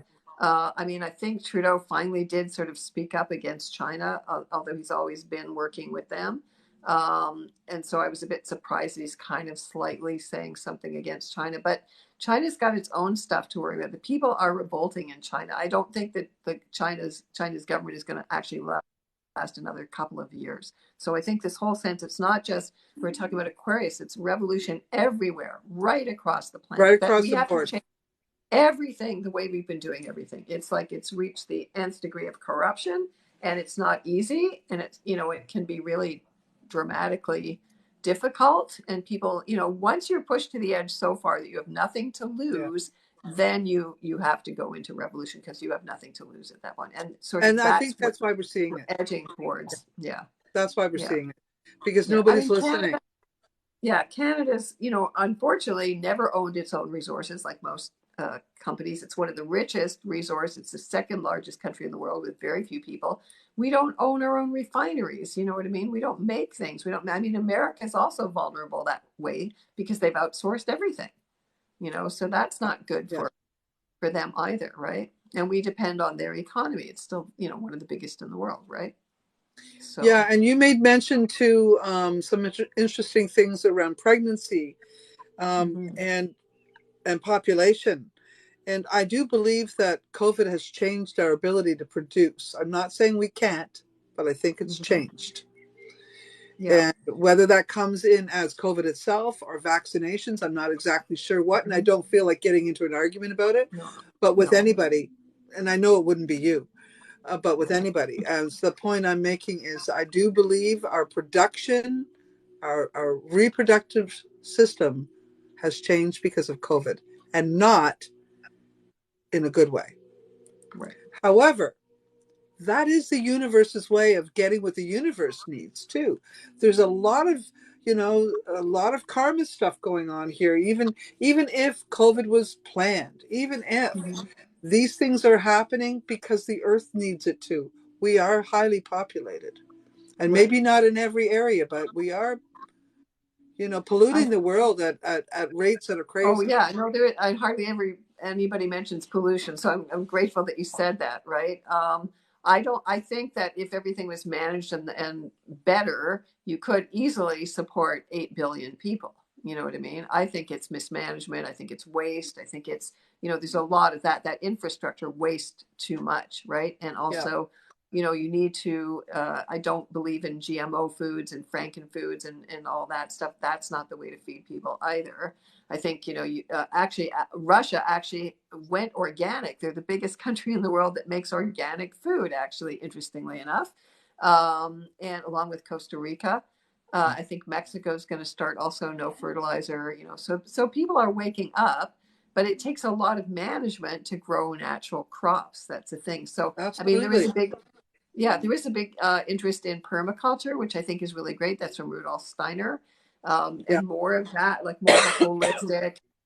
way of growing food, or again, cooperatives, like there is technology. You can grow food up walls. You can grow food in, in your home to feed yourself. So I think all of that stuff may be a different, like more local and more bartering. That's also kind of Aquarian. Do you know what I mean? It's so So, interesting you say that because I live in a log cabin and I have my patio. It's covered. It's bigger than the inside of my house. It's that big. And I was hmm thinking about taking a section of it and turning it into a greenhouse hmm that is warmer so that I yeah. can grow all year round in there. Oh, And yeah. I've actually been thinking a lot about it. And Well, back in I the would if day, I were where you are. I mean, yeah, it's a bit too cold here in Toronto, but where you are, it's yeah, much warmer for sure. Yeah, and I know a lot of yeah. people who are doing it. And you remember And those earth ships? Remember when the earth yeah, ships came up and the yeah, straw bale houses and all that kind of stuff? yeah. Here, I could create sort of an earth ship thing on my Mhm. patio. I could actually create it, and I've been thinking a lot about how to do that. So once Yeah. I get settled in here and get my groove going and the BC groove happening, that's the direction I think I'll take too, because it's really important that we start to become more self-sufficient in our own food creation and our own herbs creation. And for those of you that don't know, I have all kinds of herbs here on my property. That I have about 400 different herbs, bulk herbs Wow. and small packages of herbs. I make my own teas and blends and medicines so that people can, start to buy in that way and hmm to learn. And then, you may buy it off of me the first 2 years, but once you know what you're doing, you'll go pick your own. You'll go make your own. And that's the whole plan, you know, hmm to get people to be self-sufficient. So it's really important that we all take a good look at 2023 and how we can become more self-sufficient, more independent, more um, having more strength, more empowered. That's the word I was looking for, Right. to be more Right. empowered. Well, also Aquarius is about working together in a group, so you're not alone. Everybody supports and everybody does what they do best. Mm-hmm. Right? So if your forte is, doing the herbal stuff, well, that's great. That's your thing. That's what you contribute. So it's much more of a like a Mm-hmm. bartering system. Or I mean, there could be all kinds of alternative economies going on as well. I mean, Yeah, I know that's yeah, here in Ontario. I know lots of people doing that. And so that kind of new radical, like mm-hmm. everything, like thinking about everything, like because I think people are realizing like everything they've been taught is a lie, basically, and everybody's Yeah, questioning everything right down the line, yeah. you know. And that's So just it. We've got to take our power back. We really do. And I think it's important that we all do our part. Whatever that part is. It's mhm, time to step it mhm, up, right? Time yeah. to step it up. So, well, this has been a wonderful, wonderful talk with you. I really appreciate you coming on and sharing your gold and your gifts with all of us. It's been wonderful. Thank you so much, Tara. Well, thank you, Tamara. It's been great for me too, and it's been nice to have the time to really kind of slow it down. And it was a nice, the way you did the cards and the way they were mirroring what was going on the planets. I thought that was really beautiful. So it's been wonderful, and I hope people have really benefited from this and Yeah. learned and have more tools and have more power. And to me, that's what astrology is all about: is to understand how the planets are moving, so you can work with that energy. I call that divine timing, right? Yeah. So Yeah, yeah, well, I think our businesses in the next, although we might be facing a little bit of a recession coming, spiritual right. business, psychic work, healing, herbals, all of the stuff that we do hmm is not going to really fall apart during the work. This is what everybody's going to need. Right. And people We're want in to the, learn. You can see all over TikTok. There's so many yeah, people talking about spiritual things and becoming aware. And yeah, mhm, it's like really amazing, a big explosion because people need that, right? yeah. So So let me yeah, just say one more time, please, everyone stop and follow Tara Greene 88, as you can see there. Go to her channel and follow her. She's also on YouTube. She's also on Facebook. She's also on Instagram. This girl's a busy girl, and so am I. I'm on all those same things, and we'd be happy to bring our gifts back to you another time. Please make sure you're yeah, following us, and thank you very much, everyone, for joining us for the yeah. Thank you. 2023 predictions. Yeah. Thank you, everybody. So I want to wish you all the best blessings. And yeah, please get in touch with me if you want a private reading. I specialize in relationship readings, health. I'm a medical intuitive as well. So yeah, so I'd be very happy. Just let me know that you saw me here on TikTok, and I'll give you a discount. So that would be wonderful. So just identify that you were here. So this has been a wonderful experience. So what a great way to start the new year. Yeah. And thank you, Happy New Year too, my Laura. friend. Happy New Year to everybody. Happy New Year. Okay. Happy New Year, Blessings. everyone. Okay. Take care. All right. Bye bye now. Bye. Bye bye. Bye. Bye now.